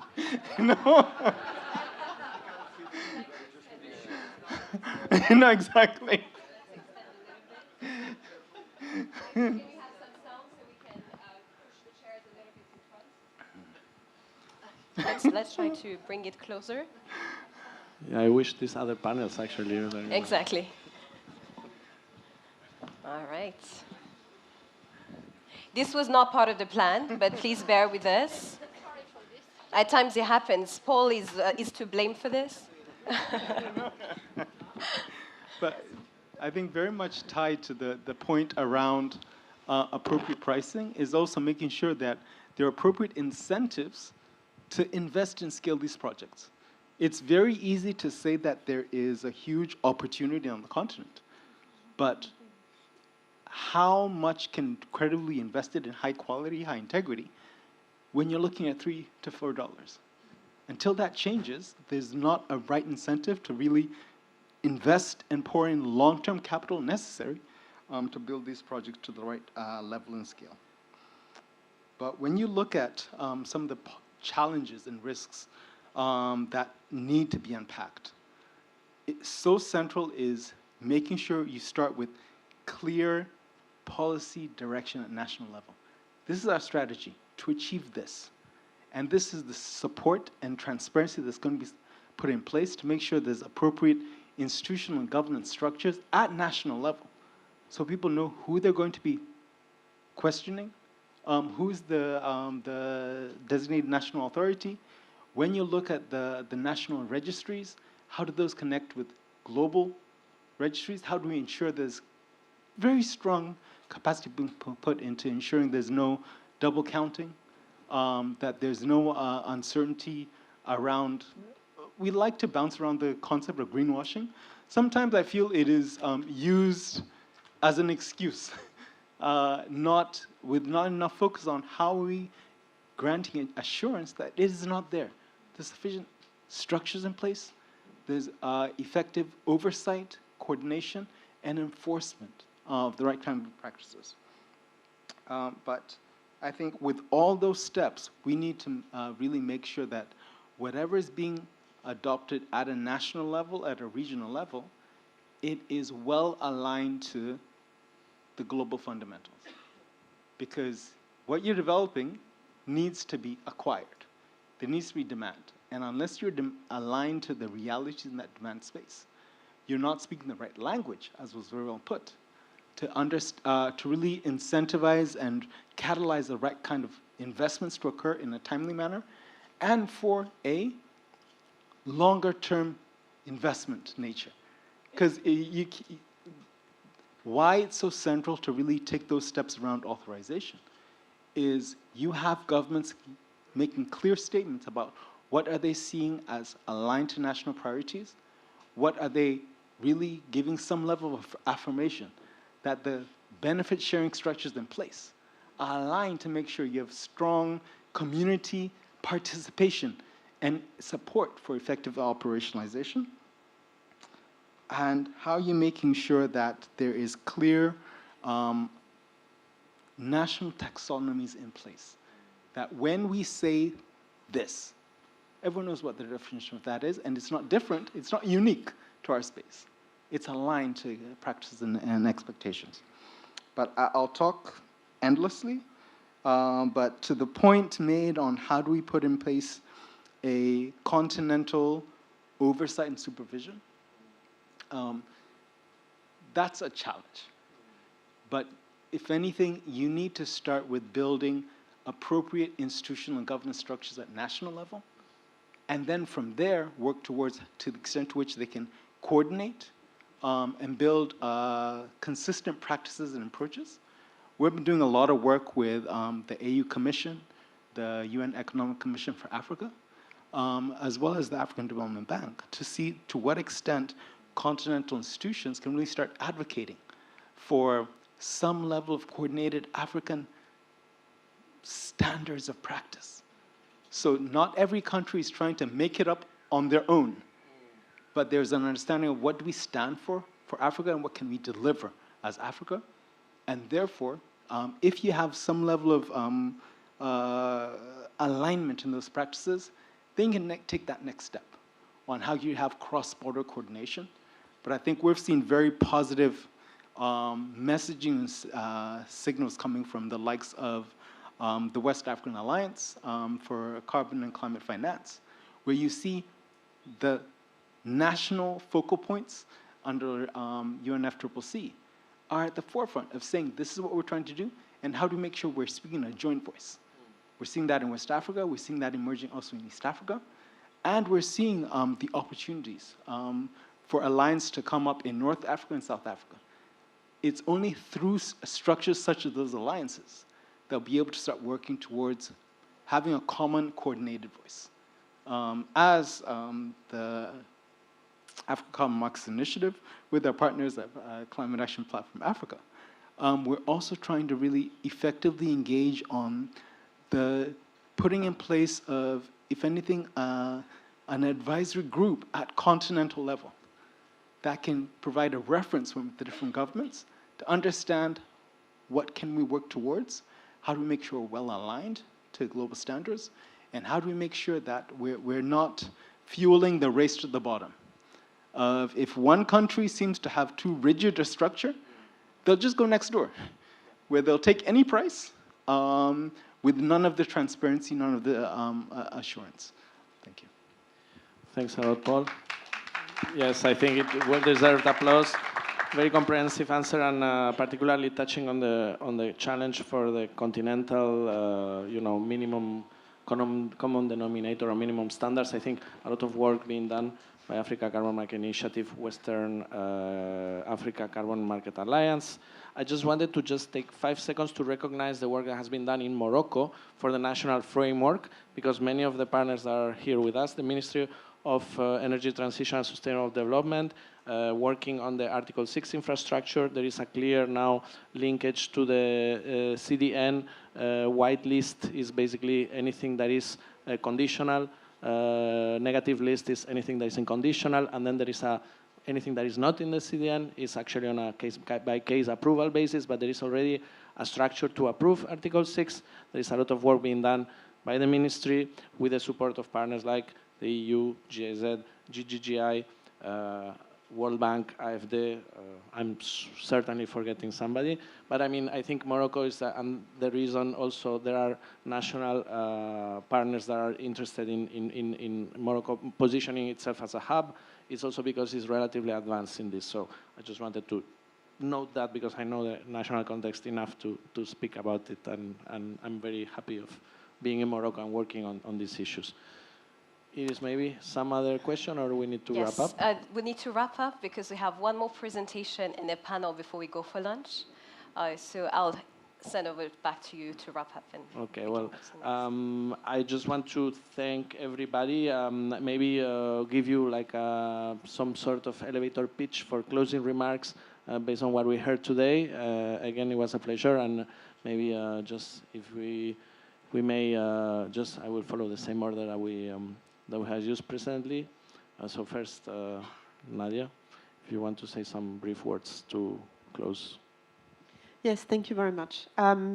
So I think like what we heard is really like this is a market that is now accelerating and evolving fast, and naturally that creates obviously a lot of tensions, a lot of needs for alignment, a lot of needs of structure. So I think it's you can see two ways. It's either very challenging, and sometimes it's extremely challenging, but it's as well significant opportunities. I mean, let's not forget that financial institutions were exactly at the same place 100 years plus ago, where they were basically building infrastructure and mechanisms that now helps us basically to have seamless transactions, all over the world, and people speaking the same language. So the carbon market is going exactly through the same steps, and as much as it feels sometimes too slow, there are a lot of people that actually want to do the right thing, a lot of different stakeholders that I think will enable all of this. And to your point on Morocco, I think it's important. It's very important because this is a very strategic, important positioning in Africa. We've seen, for instance, Singapore actually building exactly the same hub concept for the carbon markets very successfully after a few years of designing it.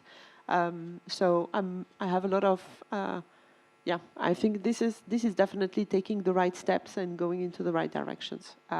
So thank you for having me today. Thanks a lot. Thanks for being here. Moving on to Paul, well, you did a lot of heavy lifting today, but if you still want to add a couple of key takeaways, please. No, I've indeed talked far too much, but I think fundamentals, it is just making sure that as we're looking at how to position, we need to really make sure there's the carbon markets are being built into national development strategies. Having only a focus on the carbon markets, even in terms of the whole additionality, viability, really making sure it is only a piece, a catalyst for larger scale economic impact and strategic positioning. When you look at the continent, I think the realities around job creation, livelihood improvement, really need to be an economic approach, not just a sector approach. But the opportunity to do that is very strong because we're having very clear signals coming from global standards. So it's now a focus on how we really translating that into national and regional priority implementation. So we move from talk to action. And the tools available through Article 6 and authorization really allow for first steps in government giving clear direction on priorities, impact expectations, and benefit sharing expectations. Thank you. Thanks a lot, Paul. Benjamin, what are your key takeaways? Thank you very much. No, I will stick with the main idea that, I mean, for the one who are going to all these carbon conferences all around the world, we all want to scale and make sure the market will be highly let's say, structured. So, of course, I think we are all in line with this approach. However, I would like to see more example to be shared rather than just concepts. So I'm a believer that, to your point, Paul, as sometimes greenwashing can be just used as an excuse. No, I won't do anything because you see, I mean, it's even less risky to do nothing rather than trying to do something. So same way, I mean, again, the work done by Morocco, the initiative managed by CDG and CFCA on the implementation of this tool in Morocco is probably the good example to say that we need to try. We will fail. Nothing can be perfect from day one, but at least it's just by trying that we will find a way to make it.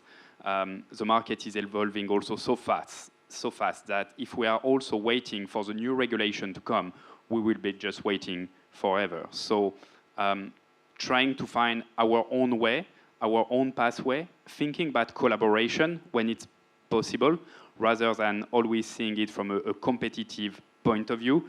Because again, I want to think that it's not about all these actors in this room and in this market sharing the same market share, but how do we increase this market to make sure that we will all have enough work to do. And I want to think that we won't be enough when all the countries and private organizations will be on board to deliver. So we need even more people to make it happen. And it's by focusing on collaboration more than just on competition and bashing the others, trying, follow your pathway, try to think about how I can work with some other organization, other stakeholders, how I can learn from the good and bad experiences from the past to build something that will be my own pathway, and I'm talking really for private organization and public authorities.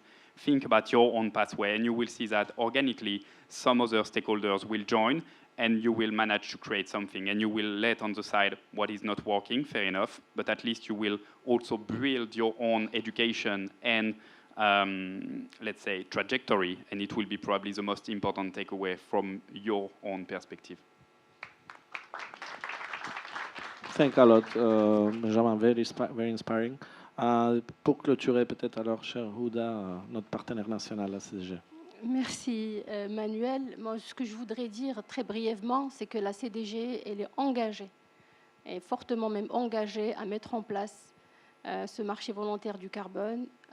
Comme on a dit, il faut passer à l'action. On est prêt à passer à l'action. On est déjà passé à l'action avec l'appui du ministère de la Transition énergétique et Développement durable. La ministre l'a exprimé, et on est fiers de l'entendre, d'exprimer cet appel justement à la CDG et CFCA pour accélérer la mise en place de ce marché carbone.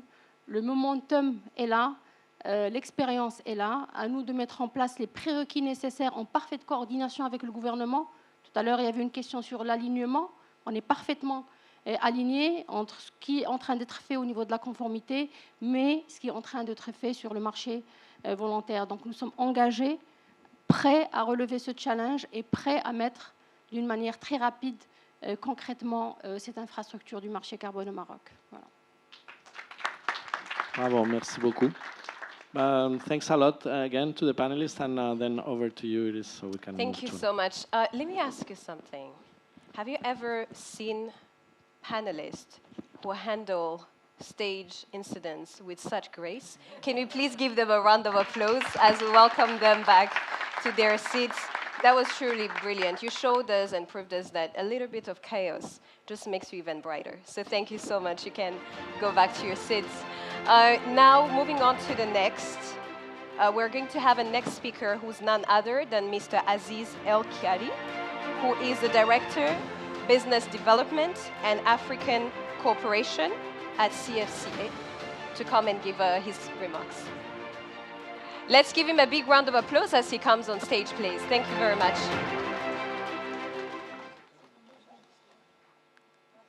Thanks a lot. Thanks a lot, Iris. I don't want to be standing in the way of your lunch. I'm sure you're looking for a breeze to take before we basically carry on the afternoon sessions. Maybe a quick question. How many of you are familiar with Casablanca Finance City so that I can make it a compact presentation? So let's say roughly 20% of the audience. Well, Casablanca Finance City is a government initiative launched based on a royal vision, and that royal vision is very simple and very bold at the same time, was to make of Casablanca one of the undisputed capital for business in the African continent. And that statement came from different observations, both on a national level, also at the continental level, and some of these observations were based on natural assets that Morocco has. Some of them were actually built over time, Morocco as being a bridge across continents. But the main factors of basically competitiveness for us was the fact that Morocco is sitting at the crossroads of continents. We are only 10 miles away from Europe. We're the gateway of the western part of the African continent, Atlantic coast, Mediterranean coast, air hub also serving more than 42 destinations on the continent. So all of these assets made Morocco naturally a transit point for a lot of the international visitors and also a lot of the corporates looking to enter various markets in the continent. Political stability, I think that's also a solid case that Morocco has made over the last decades. A very stable political system. We've been basically ruled by the same system for the past 12 centuries. And that is also combined with macroeconomic stability, although we don't have an erratic and very, very sort of inconsistent growth rate. We've been averaging at 3 to 3.5% GDP growth over the last 15 years, which makes it a low inflation area, and it's actually quite attractive for international companies to operate in an environment where inflation is under control. That joins monetary stability. You know, the Moroccan dirham has been pegged on a basket of two currencies, euro and dollar, and although we've actually engaged a new dynamic of releasing those brackets and making it a convertible currency, from a Western investor or a Northern investor perspective, investing your money in Morocco would guarantee you a very, very stable preservation of capital. World-class infrastructure, although the AC is not helping us today, a lot of the aspects linked to connectivity and also to internet and also digital connectivity made of Morocco a very, very sort of outlier in our part of the continent. And that's also designed to make internal communications as smooth as possible within the country. Africa focused, and that comes from a legacy, political legacy. Our king has been very active on the continent.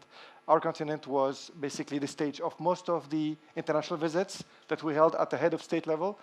And that legacy of African connectivity and heritage has been fueled for many, many centuries now, with cultural links, linguistic links, religious links. That all makes us a proudly part of an African-centric project here in Morocco. And last but not least, openness. Openness in terms of culture, openness in terms of also welcoming of foreign employees, welcoming of foreign companies, and connecting those basically visitors to a wide area of opportunities within the continent. That joins the openness aspect of our attractiveness. So Morocco is linked to a fantastic market of more than 3 billion consumers with free trade agreements. So we have an FTA that is active with the US, another one that's active with the EU, while both of the largest economic blocs don't have an active FTA between themselves. They're also very much committed in the Pan-African free trade zone, and Morocco has been one of the early signatories of the agreement. It is deeply committed in making that internal integration in the continent as part of its economic policy, along with other free trade agreements that we have in the MENA region and also with Turkey. So a very, very connected market, both from a physical connectivity perspective, but also on the capacity to reach remote areas of the globe tariff-free. That also joins the connectivity aspect. We have an air hub in Casablanca that serves almost 40 destinations in the continent, but also at the same time that serves the origin markets of investments, namely, obviously, the Western world. So North America is only a few hours away. Most of the European capitals are less than 3 hours away. And obviously, as we mentioned, that southbound connectivity is very, very solid with those 40 destinations connected through Casablanca. And that is expected to grow as our national airline and more airlines are connecting Morocco to new destinations. And as tourism flows also encourage and bolden that expansion in the network. You know that Morocco has been basically consistently, I think, for the past 4 years, the most visited country in the continent with 17 million visitors. And the growth of those numbers is very, very staggering. We gain 1 million tourists additionally every year, and that is also engaging in improving our air connectivity globally. We talked about air connectivity, we talked about trade connectivity, we also want to talk about financial connectivity through the network of major Pan-African banks that are originally legacy Moroccan banks. Most of the companies and investors based here are able to cover 2/3 of the continent with physical presence of banking networks, of insurance networks that enable them to be on the ground while being here in Casablanca in any one of these markets. So you have a ongoing project, and we'll deep into the link with obviously carbon markets later, but any projects you have in DRC, in Congo-Brazzaville, in Gabon, in Côte d'Ivoire will be managed by your relationship manager out of Casablanca. And that linkage is very important to ensure that the financial flows are also able to be delivered in these destination market of investments very, very freely. What's special about this place? This is a special economic zone that's been dedicated to African operations. It was launched, as I mentioned, through a Royal Vision, and then it took place in this fantastic district of the Casa Anfa district. And the idea in this special economic zone was to grant a series of economic benefits and advantages that makes it extremely competitive for international and also Pan-African Moroccan companies to establish locally and use Casablanca as a hub to expand into Africa. Some of the key highlights of that value proposition is, first, the capacity of hiring foreign employees. That's very important. So we have companies here that are from parts of the world that are as diverse as China, the US, South Africa, Northern Europe.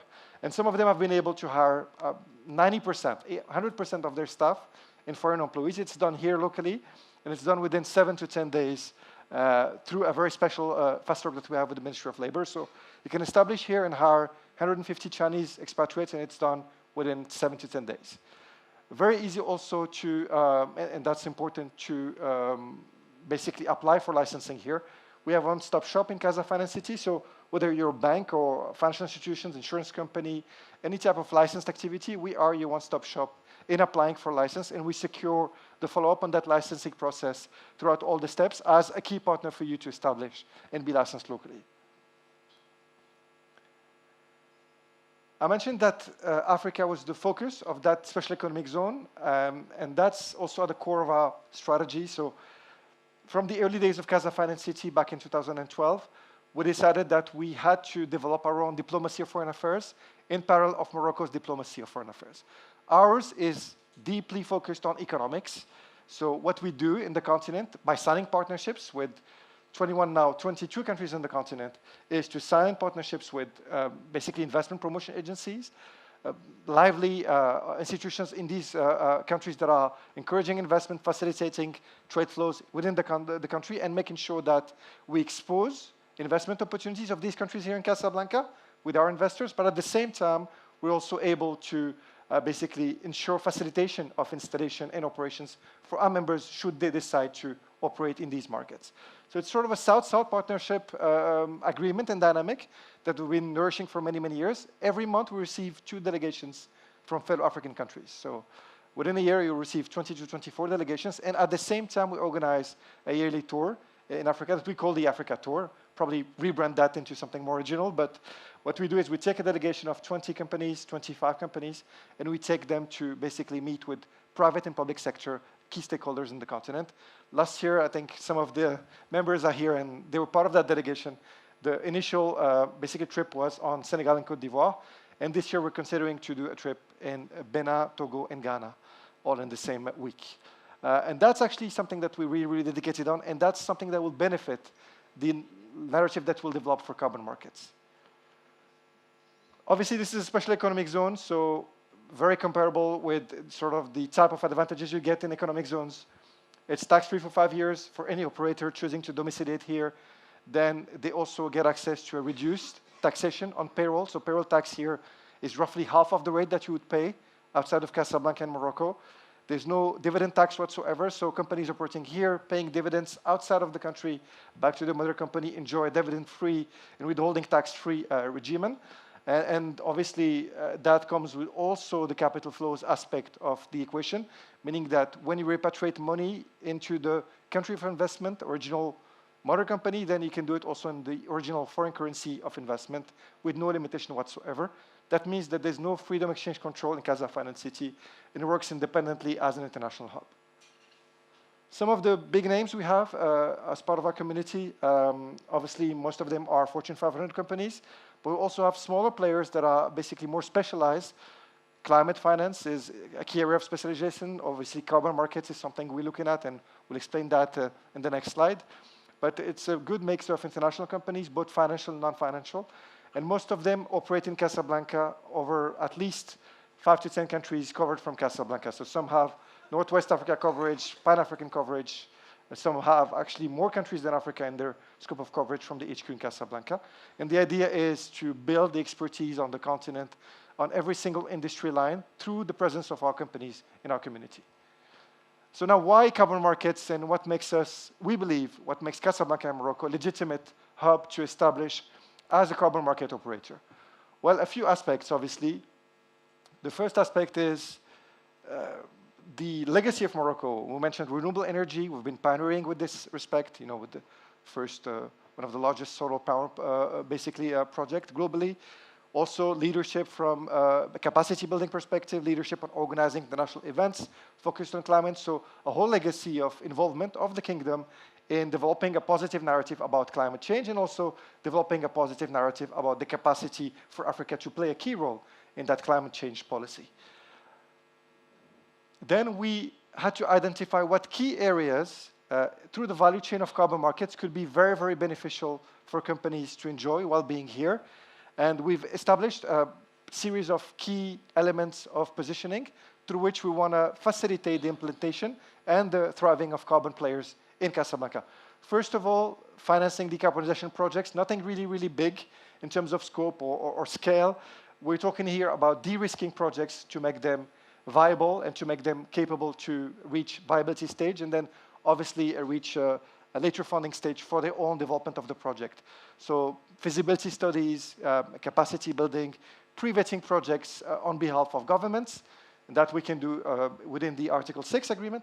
But we're also going to be capable to do pre-vetting of projects through the financing of these feasibility studies. And for that, we are discussing with CDG the establishment of a catalyst fund that will be dedicated to de-risking these projects through the financing of feasibility studies. Obviously, stimulating supply and demand. You've seen some of the biggest polluters as part of our communities, but they're not polluters on an idle dynamic. They actually do a lot to offset the carbon footprint. So the potential for these buyers of carbon credits to do those buys and those purchases through Casablanca is something we just need to leverage since they're here, and we know that from our studies they offset also their carbon footprint locally through the Moroccan offices. So supply is here. Potential demand is here. Then we're looking at supply. Supply in the African continent will come from Morocco. I know, for instance, that the Click Foundation is working actively on some key projects that can basically definitely make the change in terms of the narrative, especially for treatment of waste and other dynamics. But beyond Morocco, obviously, Africa, especially Equatorial Africa, is one of the largest lungs of the planet, along with the Amazons. And being in that continent is enabling us to tap onto those countries' potential, especially avoidance of deforestation, reforestation, any nature-based project, and bring those projects through at least a preliminary LOAs to viability on the market, and then expose those projects potentially to investors within our community, whether through upstream investment, maybe de-risking those projects, financing those projects if they have a social impact that's aligned with their narrative, but also downstream and potentially buying carbon credits, provided they're quality credits, and provided we're able to put in place an ecosystem that guarantees additionality and integrity. Last but not least, capacity, skills, and development. We're also working on establishing a training center here in Casa Finance City with the region of Casablanca that's co-funding the project. And we'll have a series of training programs dedicated to basically getting relevant staff members up to speed with respect to carbon markets, with respect to different methodology, and doing that through Casablanca, through subsidized programs. We'll do that primarily for our community, but also beyond Morocco for African partners. And that's something we also use to put on the table as a part of a South-South partnership dynamic. And last but not least, obviously, a name we don't like to mention, lobbying, but we believe there's nothing bad about lobbying, is basically promoting a positive regulation in Morocco to start with, but also beyond Morocco, should we be able to achieve basically a legacy of solid partnerships on the continent, being also able to push for positive change in certain partner countries. We have one of the pilot projects we're working on is with the government of Madagascar, and we're trying to get the government of Madagascar for a select number of basically project developers that will be based in Casa Finance City to get access to fast-track LOAs and to get access potentially also to facilitated processes to register their projects.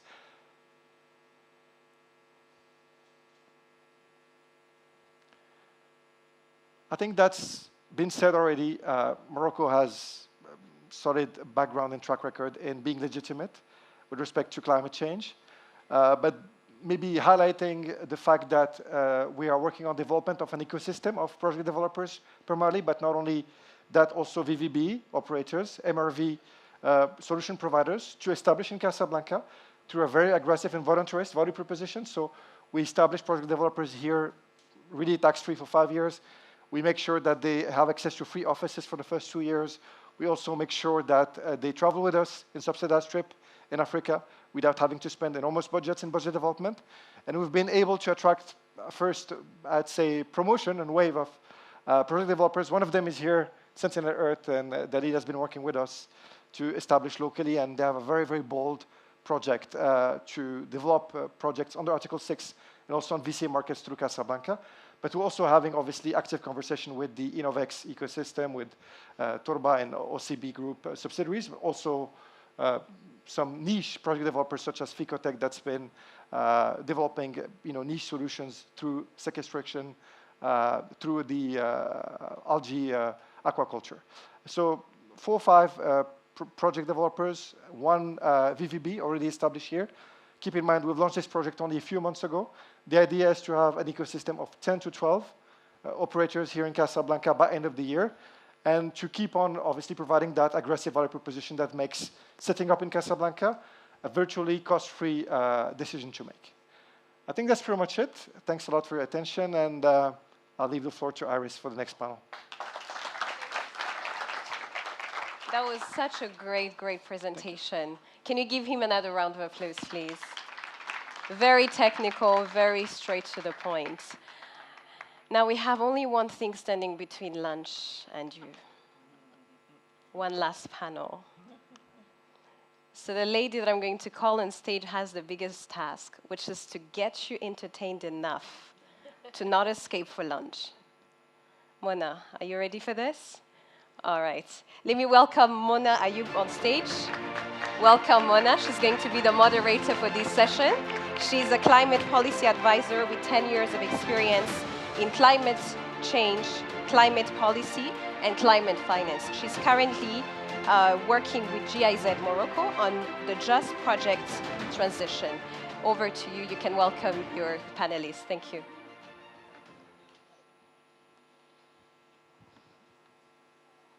Thank you, Iris. I'd like to call to the stage Ms. Mathilde Mignot, who is director at EcoAct and also chairman for the ICROA, the International Carbon Reduction and Offset Alliance.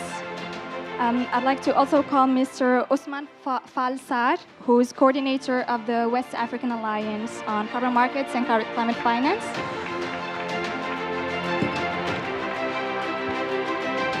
Ms. Keshni Shah, who is Director for Climate Policy at the Climate Action Platform for Africa. And finally, Yousef Boumaiz, who is Climate Coordinator for Africa and Middle East at the United Nations UNEP Finance Initiative, UNEP-FI.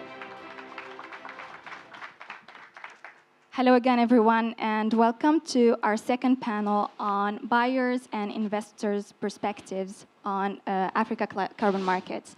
We are here to explore how the private sector, from global corporates to regional financial institutions, is engaging with African carbon markets landscape. We will be talking about high demand for integrity carbon markets. We'll be talking about integration of the VCMs into decarbonization strategies, and we will also be talking about how to get there in a way that is both fair and ambitious. We have heard that a lot today. The context is rapidly evolving, and we have corporate climate commitments that are growing with net zero targets being targeted by firms. And at the same time, we've heard that a lot today, is that Africa is seen as a high potential region, but also it's one that needs more investment, capacity, and trust. And that has also been mentioned earlier in the presentations. So we're fortunate today to be joined by 4 exceptional panelists, and thank you for being here. We have 1 hour for the panel. Am I correct, Iris? Yeah. And we will take some time at the end for audience questions. Panelists, hello and welcome. Thank you for being here. Before we dive into the panel, I'd like to get a quick reaction from you on all that we've heard so far. And I would also kindly ask you to introduce yourself before giving out your reaction. Thank you. Mathilde, I will start with you. Thank you, Mona, and hi, everyone. Thank you very much for the invitation. Thank you to CFC and to CDG and GIZ for organizing this very interesting event today. So I'll be quick. My name is Mathilde Mignot. I've been working on voluntary carbon market for the last 10 years, mainly from EcoAct. EcoAct is a carbon offsetting project developer, and we are a subsidiary of Schneider Electric, having its own net zero targets. We can talk about it after. And another hat is actually I'm chair of ICRA. ICRA has been a leading voice on the voluntary carbon market for the last more than 15 years as part of IETA, and working mainly on the best practices, as we talked a lot about high integrity. Thank you. Could you share what were your key takeaways from the discussions this morning? What stood out to you, and how does it connect to the themes that we will be exploring later on? Definitely, thank you very much. So what has been very interesting this morning, a lot of data. What I keep in mind is that things obviously are accelerating, and we are structuring it.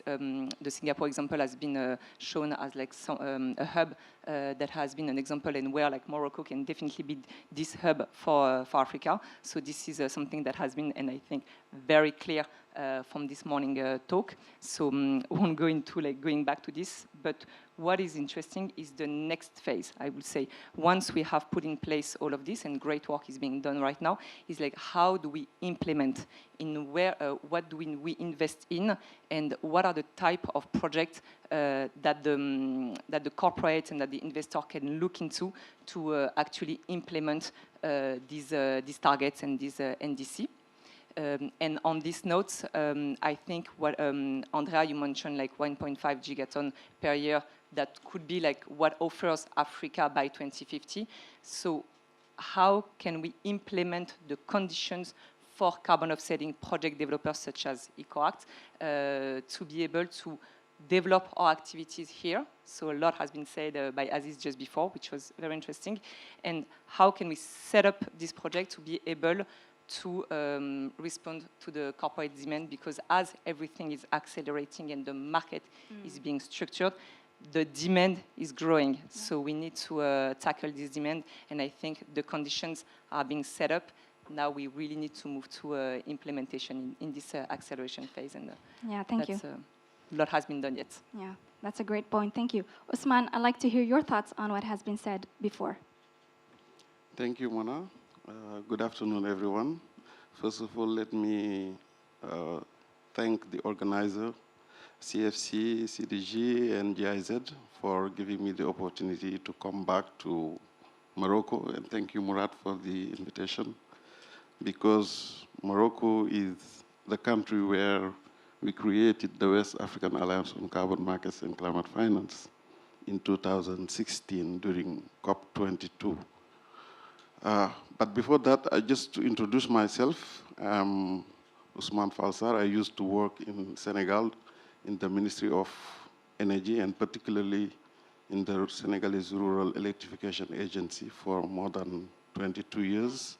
I used to be the chair of the Senegalese National Climate Change Committee and participated in several negotiations under the UNFCCC framework as carbon market specialist. And also, I used to initiate 2 main projects in Senegal in relation to rural electrification. Just to say that I've been a practitioner for more than 20 years.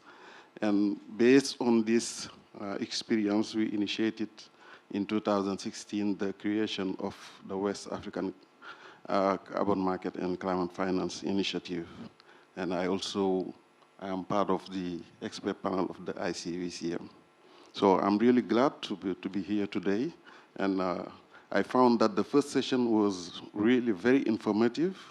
And regarding the second question relative to my thought, I think Paul has already paved the way for me to maybe advance more quicker, because he raised some very important and critical questions that we as West African Alliance on Carbon Markets have been really working on the ground, because luckily we have been a bit forward-looking in 2016 when we realized that we are heading to a very complex mechanism compared to CDM. And we did not want to make the same mistake that we made in CDM, where Africa did not take advantage of it. So we anticipated in terms of coordination, you mentioned, among West African countries, how to make sure that we are present where rules, modalities are negotiated under the UNFCCC framework to make our voice heard. And in terms of coordination, harmonization of process, how we could really work practically on the ground with countries, with politicians, with key stakeholders. That's why we managed to have all our 16 member countries affiliated to the West African Alliance. And in each country, we have one focal point, and the focal point is most of the time the designated national authority for Article 6. That's a good entry point for the country.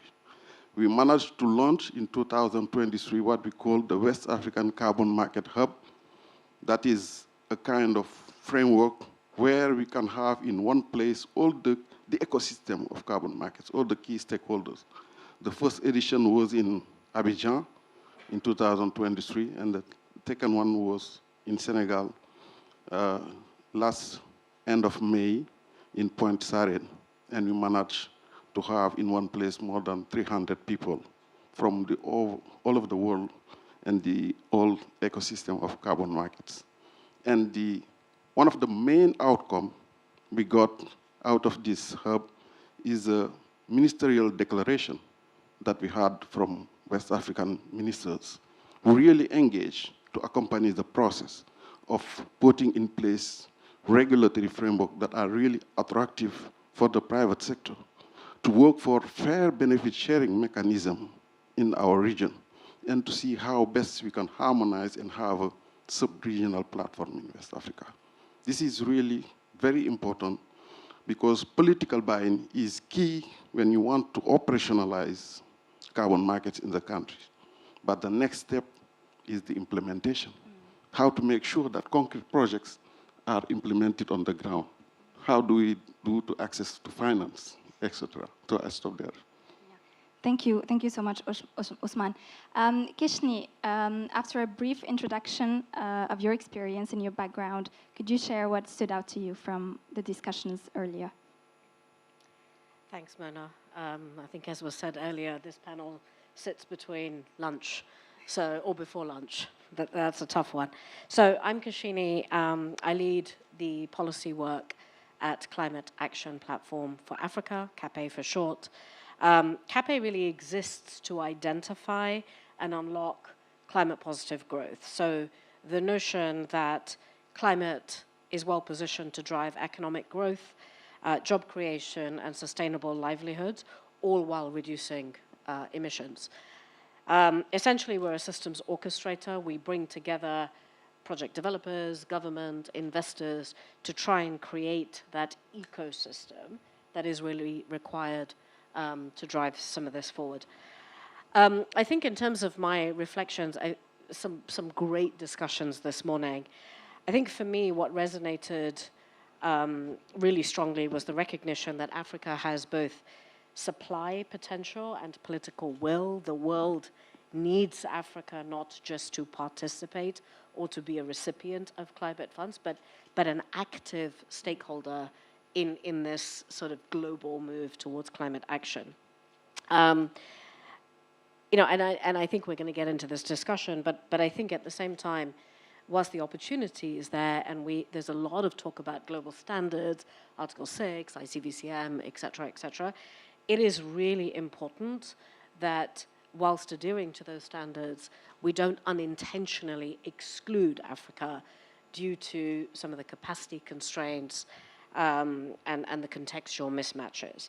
So in my view, one of the things I've taken away from this morning's discussions is the opportunity before us is not just to sell credits, right, or to develop credits, but it's really to build a resilient, equitable, and investable African carbon market, where trust is earned not only through rules and alignment with global standards, but through real outcomes on the ground. So looking forward to this discussion. Yeah, those are strong points. Thank you. Youssef, I'd like to turn to you to share your thoughts. Any key takeaways that you took from this morning's sessions? Thanks, Mona, and many thanks also to our partners, GIZ, CDG, and CFC.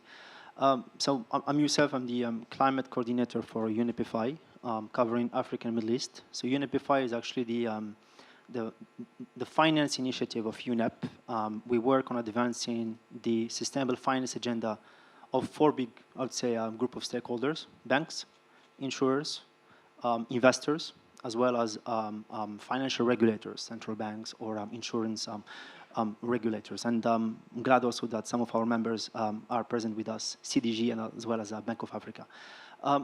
Maybe what stood out to me this morning is starting with the climate ambition that was expressed and translated by Her Excellency, Madam Minister, with Morocco setting a clear carbon neutrality target by 2050, but also the approach taken by CDG and CFC in proposing the basis for carbon markets, and also for gathering the key local and international stakeholders for that.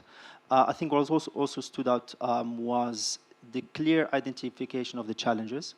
I think Paul, for instance, mentioned the challenges to the financial sector in relation to climate risk management and reporting, and these are like some of our topics that are dear to us. But also the colleague from CDG talked about the lack of data and also the lack of local and internal expertise to address these issues. So these are, I think, the main topics that stood out this morning. Yeah, thank you. Those are great reflections from all of you. Thank you so much. I think we can all agree that we're dealing with a very fast-moving space with a lot of contrasts between infrastructure and ambition, but also between inclusion and integrity. I suggest we unpack this further, and with that, I would like to turn to you, Mathilde, once again. In your several hats, as director of EcoAct and also as ICROA chairman, I would like to start with by a question on net zero engagement. So, in your position, in your current role, you support private sector members, not only Schneider Electric, in in developing their decarbonization strategies. And in this context, there's a mix, and these strategies rely on a mix between internal emission reductions, but also external carbon credit purchases. So I like your opinion and your thoughts on how are carbon credits integrated into broader decarbonization strategies, and what would you say is the proportion of carbon credits in these strategies versus internal emission reductions?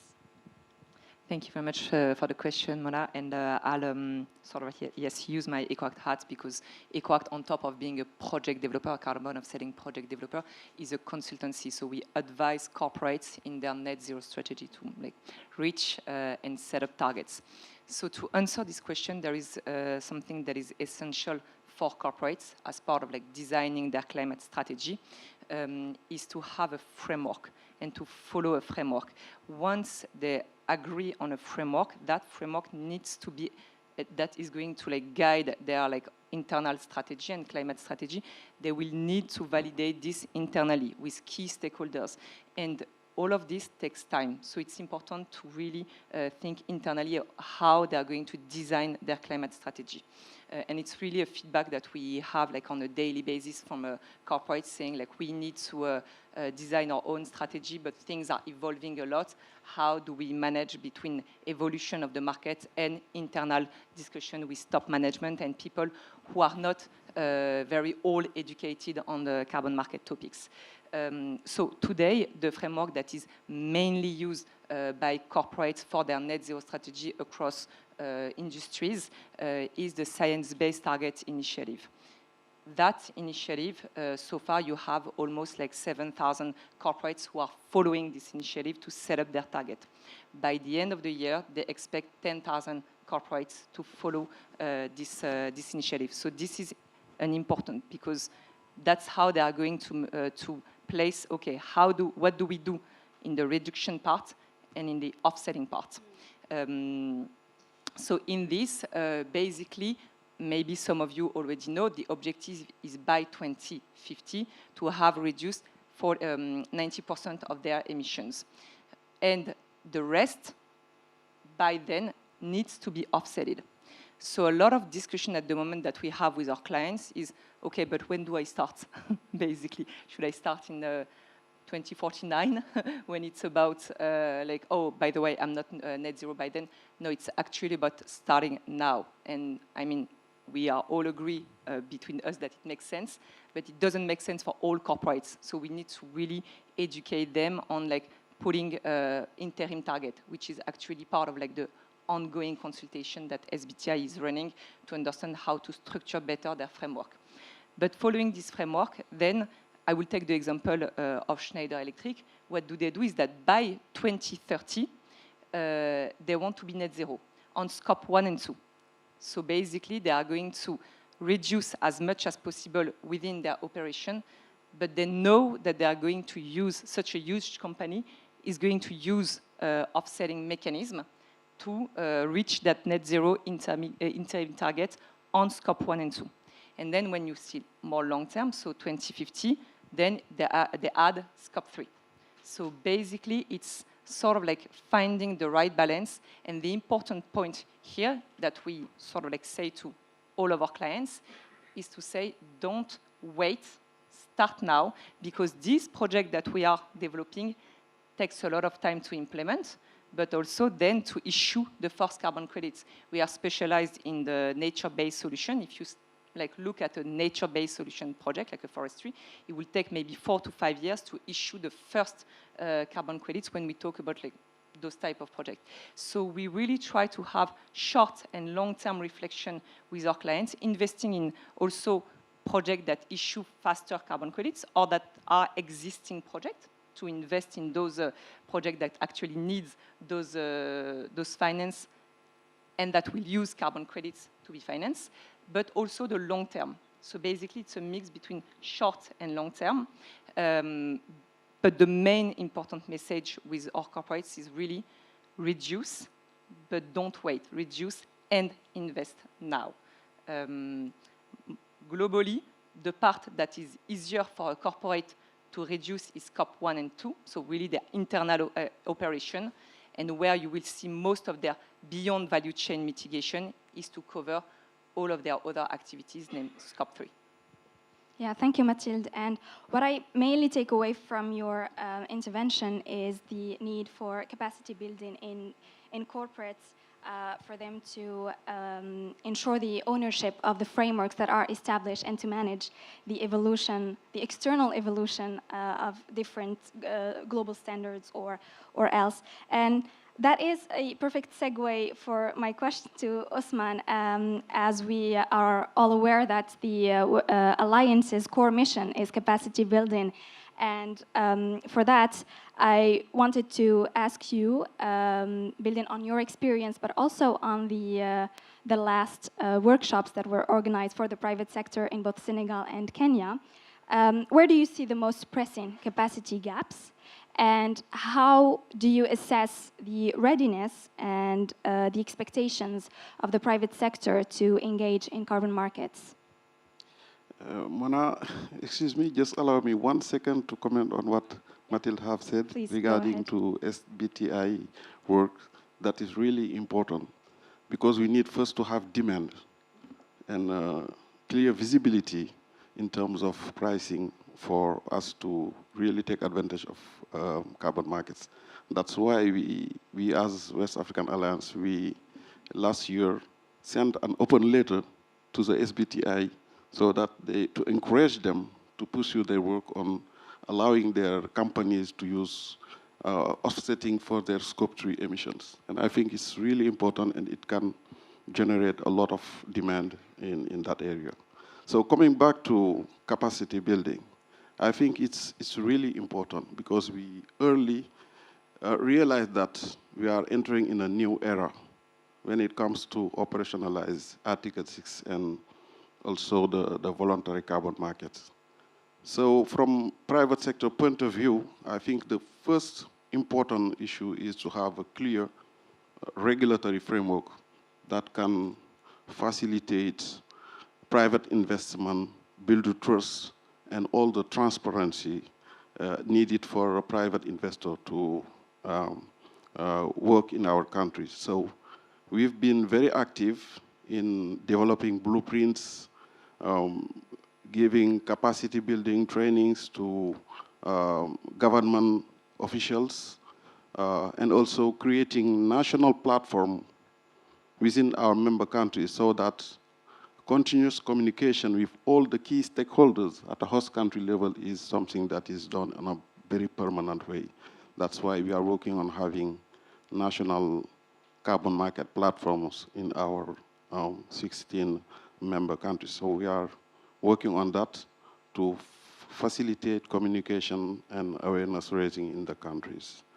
So in addition to that, we also need in this regulatory framework to have, from the private sector perspective, clear benefit sharing mechanism. I think it's really important from a private investor's perspective to see what it takes to get the authorization letter, what are the conditions for the withdrawal of the authorization as stated in the regulatory framework. So before getting engaged, it's really important that all these issues are really clarified in the regulatory framework in the host country, and how also local communities are involved in the process and how they can get benefits from this project. I mean, the sustainable development goal achievement in the host country. These are really important in the regulatory framework.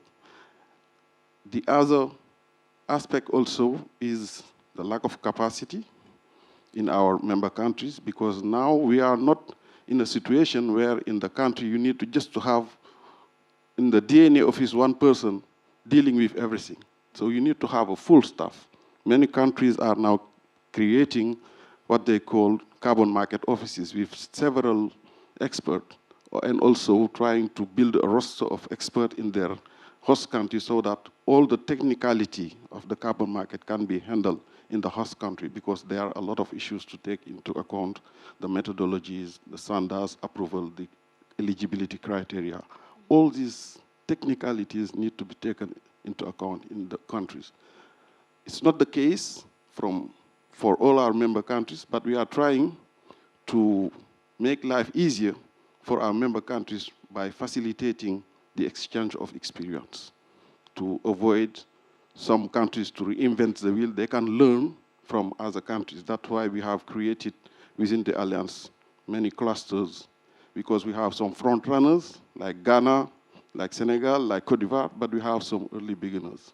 To facilitate the learning process, we managed to have this exchange of experience between our member countries that can help countries to learn very fast and to get operational as fast as possible.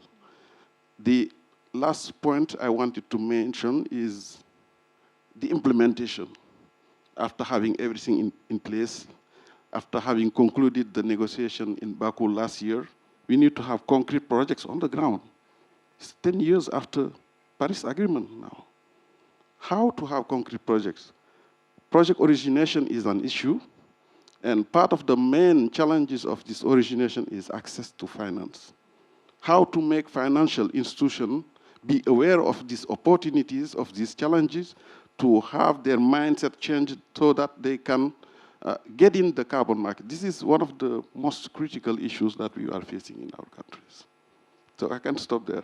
Thank you, Osman, for painting this very honest picture on where things stand in terms of readiness. It's clear that the readiness is progressing, but countries and businesses still need tools, human resources, capacity, and clarity and trust as well.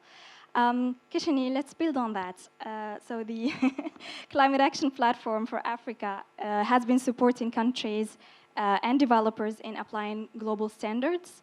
I would like to ask you, how is the platform supporting African governments and project developers in navigating and implementing these standards while ensuring that they don't inadvertently create barriers for African actors?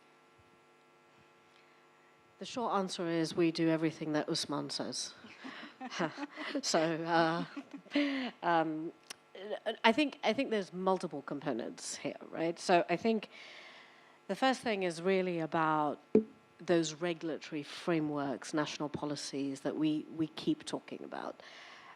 For CAPE, what's really important is, yes, alignment with those international rules, international frameworks, but without losing the national context, right?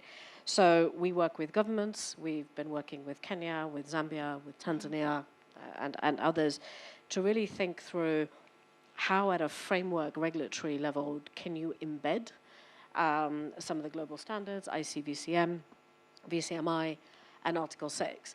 Now, I do want to mention that a lot of these countries, as Osman said, you know, in Africa there are some advanced countries and then there are not some advanced countries. As CAPE, we really believe that if there is an appetite to develop national carbon market regulations and frameworks, it's really not a question of whether it's VCM versus Article 6 compliant, right? There is absolutely no point in developing a framework that may or may not be redundant or may not realize higher pricing. So our sort of ethos is develop a transparent, high integrity framework, regardless of the ultimate market, right? But actually we've seen already that both markets in terms of integrity are converging. So that's very clear.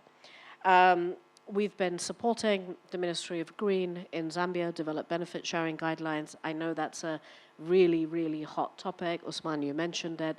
But it is also very important, right? So we talk about benefit sharing almost in the abstract. And it is really important to remember that none of the global standards are prescriptive about what good benefit sharing looks like. And that is intentional, right? That they didn't just forget about it.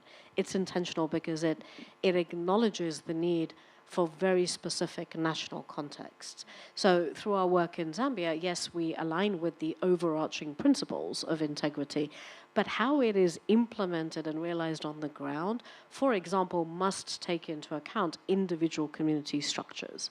And the definition of beneficiaries and communities, etc., for us, this is core of what we do. We don't see them as recipients of benefits. We see them as key project stakeholders and participants. They must be informed, not just informed, but actually participate into end-to-end project design. Otherwise, as we know, Andrea mentioned it this morning, there's a lot of global media focus on, what a project's doing on the ground, etc. I think just to your point, Usman, about institutional capacity, one of the questions I've really been grappling with more recently, everybody says they need capacity building, right? Particularly now that USAID has fallen away. USAID was one of the key entities doing two things, capacity building, but also sort of donor in-country coordination. It's a question that comes up a lot, and I think the way I am increasingly thinking about it is to first sort of step back and say, what capacity, for whom, for what purpose, right? Not everybody within a government or within the ministries of environment needs to understand how to do MRVs, right? A certain team does, okay? Not everybody actually needs to understand why these sectors and why this whitelist and what does a corresponding adjustment mean. A certain team does. Project authorization must be defined at an institutional level, but defining who that institution is and building their capacity specifically is actually what's required. I think the other thing, and somewhat touched on, but I do want to bring this into the forefront, is yes, there is a need for regional collaboration, right? So African country to African country, shared learnings, shared perspectives, so we can not just scale, but actually, leverage this capacity building and this support that's coming in. But there is one thing that I think is absolutely key, and we've seen growing momentum behind it, and that is Africa's seat at the table while these global rules and trade deals and trade negotiations and climate discussions are taking place, right? This is really important, right? There are regional entities that are very strong, AU, AGN, etc. And part of the work we do at CAPE is to support those institutions to make sure that Africa's voice is not just at the table, but is informing and shaping these global rules. Because otherwise, global rules without one of the key regions that holds one of the vastest, I don't know if that's correct English, but, climate asset base in the world and not having their voice at the table is just a real missed opportunity. And then I think just finally to say, it is great that we are aligning with global standards and we're seeking that, but national context, national abilities, national capacity, national implementation, brought up to a regional level and then brought up to a global level should never be underestimated. Yeah, thank you, Kishni, for these strong points. And what resonated with me most is that these global standards shouldn't be a one-size-fits-all. It has to be aligned with the national context, and for that, African organizations or African actors in general have to have a seat at the table when these frameworks are being developed. Yeah, thank you, Kishni, for these wonderful points. Youssef, I turn to you, and the financial sector has been mentioned earlier in the panel by Osman, and I would like to ask you, as UNFFI's work on integrating climate mitigation into banking practices, particularly through frameworks like the Climate Mitigation Journey, with that, I would like to ask you how you would assess the current technical capabilities of these financial institutions, and how can they bridge these capacities in order to take on more strategic roles, not just as buyers, but also as financiers, enablers, or aggregators in these carbon markets ecosystems. Thanks, Mona. And definitely the role of the financial sector is key. It's an enabler of all of the key activities we're discussing today. And I think in my presentation, I will perhaps focus on the role of banks, but that's also applicable to the insurance sector and also to investors. I tried before this presentation finding the number or the volume of carbon transactions by commercial banks. And it's actually difficult to find a number. It's difficult to find a number both at a global level, but also here in our context in Africa. I think the closest number we can work with is the amount of climate finance mobilized by commercial banks in Africa. I think out of around $44 billion of climate financing in Africa, according to CPI, I think less than 3% was mobilized by financial institutions, and this includes both private commercial and also public national development banks. That's around $1.2 billion. And this really attests to and shows the deep, I would say, lack of climate finance mobilizations, despite the ambition and the resources out there, for many reasons. There maybe I can present after.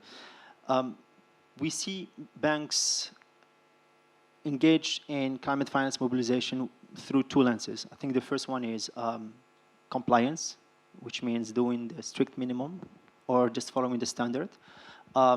Compliance means the fact that many banks are following the existing regulations in place. I think in Africa, there are three levels of regulations enacted by central banks and financial regulators. Of course, starting with strategies and roadmaps on sustainable finance, which are non-binding, moving to a second level of binding regulations, or even non-binding regulations. We've seen some of them in Morocco, in Kenya, in South Africa, in Egypt, and also the third level, which is building green finance taxonomies. We've seen some of them in Kenya, as well as in South Africa, Rwanda, in Ghana, and I think Morocco is also working one of them. And these are tools that really enable the banks to invest in such activities. But beyond doing the strict minimum, beyond compliance, I think banks need to also to find a business case out of climate, including out of investing in carbon markets. And finding that business case start with, let's say, assessing from where we can generate those revenues, how we can improve the bankability of the projects, how also we can improve the integrity of carbon credits, since we're talking about this subject today. So that's on finding new revenue streams.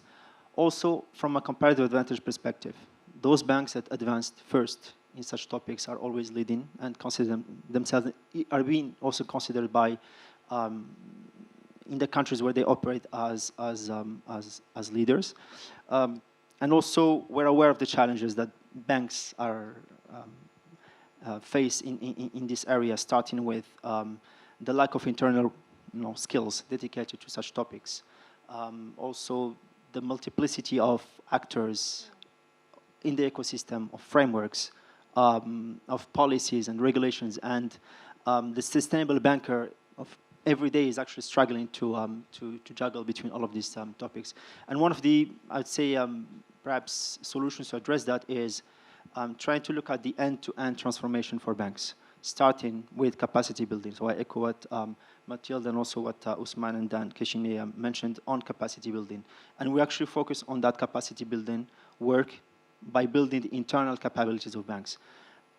From building those strong foundations, such as climate reporting, risk management, carbon accounting, I think was mentioned as well by colleagues, target setting, also mentioned by EcoAct, by Mathilde. And so these are like the strong foundational capabilities that banks can build and iterate in order to grasp the climate finance opportunities, including carbon credit, carbon markets. The second level would be on building their capabilities on ambition and on target setting. And the third level, which is, I would say, more advanced, where, unfortunately, not most of African banks are at that stage yet, but I think they are preparing the ground for that, which is about enabling that end-to-end transformation by building the transition plan and finance capabilities of their own as a bank, but also for their clients, by working on transition plans for their own clients, but also on data solutions. So all of these are like a blend of technical capabilities that banks can leverage in order to advance in the climate mitigation, I would say, journey, not only on carbon credits, but also on climate finance. And we believe capacity building, partnerships, and regionalizations are key for these steps. Thank you, Youssef, and thank you all for these valuable insights. I would like to open up the floor for the audience. Maybe we will take 2 or 3 questions. I know that everyone is already hungry, but please bear with us just for a few minutes before we... 2 questions? Okay, Iris has said it, and we will only have 2 questions. We'll take 2 quick questions. Yes, we have one at the back. Do you have another question so we can wrap it up? Is that a hand up? No? Good. All right. Otherwise, there's a QR code if you'd like to send your question via Slido. Thank you very much, Rashida Ouled Ali from the Departments of Studies and Financial Forecast from the Ministry of Finance. Thank you very much for your insightful interventions. It was very relevant for us. Mr. Osman, you have mentioned some very important elements, especially I specify the necessity of clear regulatory framework and the clear beneficiary sharing mechanism. I share with you this point, and maybe I link this to the intervention of Madame Kishni. Madame Kishni, we held together an interesting discussion in the cafe break, and you stressed on the idea that we have to implement this carbon market considering national context. So for us, it's essential to have this, these mechanisms and these frameworks considering this national context and national priorities. My question to you today, really I inspired this question from the title of the conference, Scaling Up Carbon Markets in Africa in plural. So we have to develop many markets in Africa.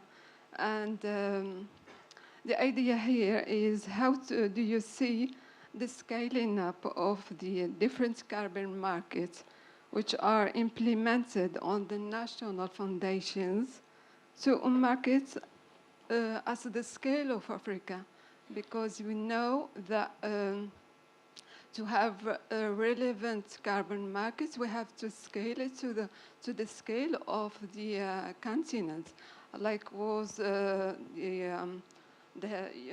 history of the implementation of ETS in Europe. It was like some experiences from UK and other European countries, and after that they move quickly to implement, European carbon markets. So this is the idea, how to move from national carbon markets implemented on national foundations to the world carbon markets at the scale of Africa. Thank you. Thank you so much for the question. We have one question online, which is in French, so I'll just read it for you. Quel cadre réglementaire peut-on proposer aujourd'hui aux entrepreneurs marocains s'intéressant au marché des crédits carbone? That's a question that any one of you will take. Maybe what we can do is we get the answer to the question and maybe a last final comment so that we can wrap it up. Thank you. Over to you, Mona. Thank you, Iris. So Rashida, so you mentioned that your question would be addressed to either Osman or Keshini, right? Okay, so please, the floor is yours. Thank you. To respond to the very important question raised by Rashida, I think it's really important to come back to what we have already talked about. And I think Paul has already mentioned it in his intervention. Yes, we need to have a market at scale in the region, but also we need to have all the basic foundation in our host countries. To get to that point, I think we need to go step by step. That's what we believe in our alliances. That's why we initiated the West African Alliance to start harmonizing everything in our sub-region. We inspire our colleague from Eastern Africa to do the same. We've been assisting our colleague from Central Africa to launch their alliance, and the South African also to launch their. Now we are closely working with CAPWE and with the other institutions, the African Union, to have a kind of Pan-African framework for that. I think these are the basic steps that we should take in order to get to a very regional approach. I also forgot to mention that within the AGN, the African Group of Negotiators, we managed to have this close collaboration between the alliance and the negotiators from Africa. We always coordinate before we go to the negotiation so that Africa will speak with one voice when it comes to negotiate. That is really important. And the main important thing I wanted also to raise regarding her question is the fact that there are many interlinkages we need to take into consideration. For example, when it comes to carbon pricing at large in Africa, we have, for example, if I take the case of our sub-region, many countries who have engaged in identifying opportunities to have carbon pricing instruments in their countries. And we have one single economic region with many interrelations. So we need to take into account these issues where fiscal changes in the sub-region have positive impact in our economies. Because Senegal is looking for putting in place a carbon tax. Cote d'Ivoire, same, Ghana, Guinea, all these countries are working on a carbon pricing instrument. How this carbon pricing instrument will link with the carbon markets we are putting in place. So this need also a kind of sub-regional coordination so that at the end of the day, this will not create any harm in terms of economic competitivity between countries and in terms of performances for our sub-region. But let's start gradually, host country, sub-region, and Pan-African. Yeah, thank you, Osman. Keshini, would you like to weigh in? Yeah, I think everything's already been said by Osman. I think the only thing I will add to this is it's really important to also acknowledge that African credits generated in this region, have a very unique value proposition in terms of co-benefits, right? Africa is not the only region in the world generating credits. The demand side is there. Demand is only going to grow with all the activity in the ETS and the Europeans. You know, let's put America on one side right now, but there will be growing demand, and so a key question that I think is very important for all of us to think about is not just regional and scalability and all of that, but actually how are we going to collectively differentiate African credits from credits generated in the rest of the world? The answer to that, I think, and please don't, you know, come and like hound me on this because it's not fully developed thinking, but is really around the co-benefit angle, right? When we talk about transparency and integrity, it's because buyers want to see not just that these credits have done no harm, they want to see impact, socio-economic developmental impact. I don't know if we're going to be able to quantify that in any way, but certainly if we regionally start thinking about what value does that add to our credits in this region, and what is the opportunity for competitive differentiation.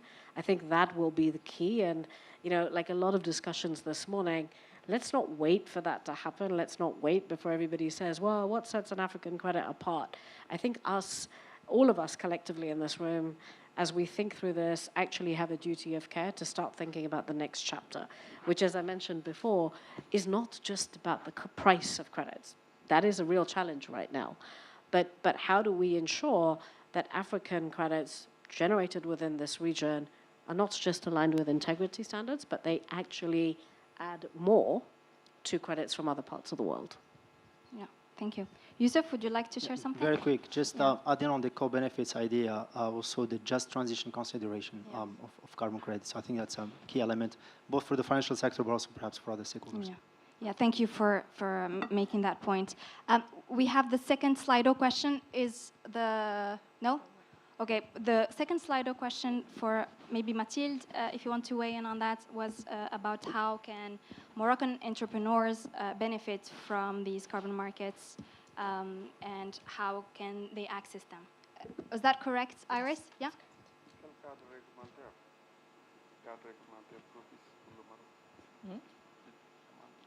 Yes. So just on this note, what has been said today is that the infrastructure is being built. So now for the entrepreneur is actually to develop under this infrastructure. So there is a strong potential here. And now it's just the word that we've been saying a lot, implement. So let's go to implementation. And so far, the voluntary carbon market is offering like methodologies, standards, and a lot of like,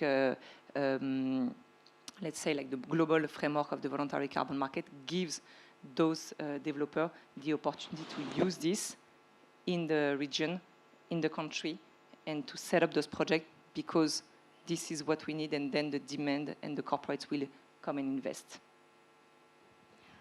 Thank you for your questions, dear audience, and thank you for weighing in. I would like to just give a few conclusions very quickly to wrap up this session, and I can't really pretend to capture all the amazing insights that you've shared, but allow me to try. So first of all is we have all established that this is a fast-moving space, but that credibility, integrity, and alignment is non-negotiable at this point. We've talked about institutional and technical capacity that remains a need and a bottleneck, if I might say, but it should be also targeted. We've also had this discussion about implementation and how implementation has to start right now with several actors taking initiatives in this ecosystem. Financial institutions can and have to play a more proactive role, not just as buyers, but as enablers of credible African projects. Effective benefit sharing is essential to ensuring that carbon markets are not just tools, climate mitigation tools, but drivers for equitable and inclusive development. And finally, African leadership and inclusion must be at the heart of global rulemaking, and that framework must serve the continent and not exclude it. Yeah, those are the points that resonated with me and the conclusions that I can provide today. With that, I would like to warmly thank you for your generosity and thank the audience for your patience. And with that, I can wrap up this panel. And Iris, over to you. Thank you so much. Can we give a round of applause to Mona for such a great facilitation and to our panelists for doing an incredible job. You can return back to your seat. So I have a couple of announcements to make before we go for lunch. Thank you so much to our dear panelists. Distinguished guests, ladies and gentlemen, you've made it through the morning. And you did a great job because you didn't fall asleep on me. So thank you very much for that. This afternoon, we'll go deep dive into expert sessions. And our ushers are going to support you and help you into the room, direct you towards the room where we will be having our session. So I really do hope that we will continue the conversations that we're having here over a networking lunch, which is going to happen exactly at the same place where we had our coffee break before.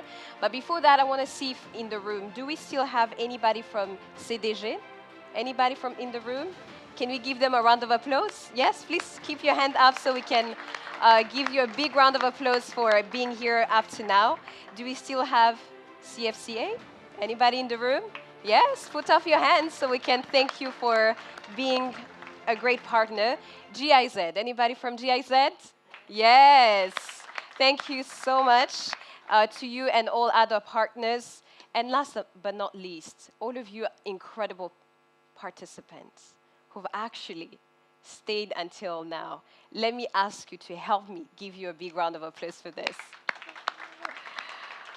My name is Iris Irumva, and it was such a pleasure, an honor to be a host today, and I hope to see you next time, perhaps for the 3rd edition of this incredible conference. Thank you so much. Oh yes, of course, I said after this, some of you are going into breakout rooms. We're not really done, but the official auditorium session is over. So that's why I'm saying we're doing the afternoon, but I will probably see you for a 3rd edition soon. Thank you very much. You can go and enjoy your lunch. Thank you.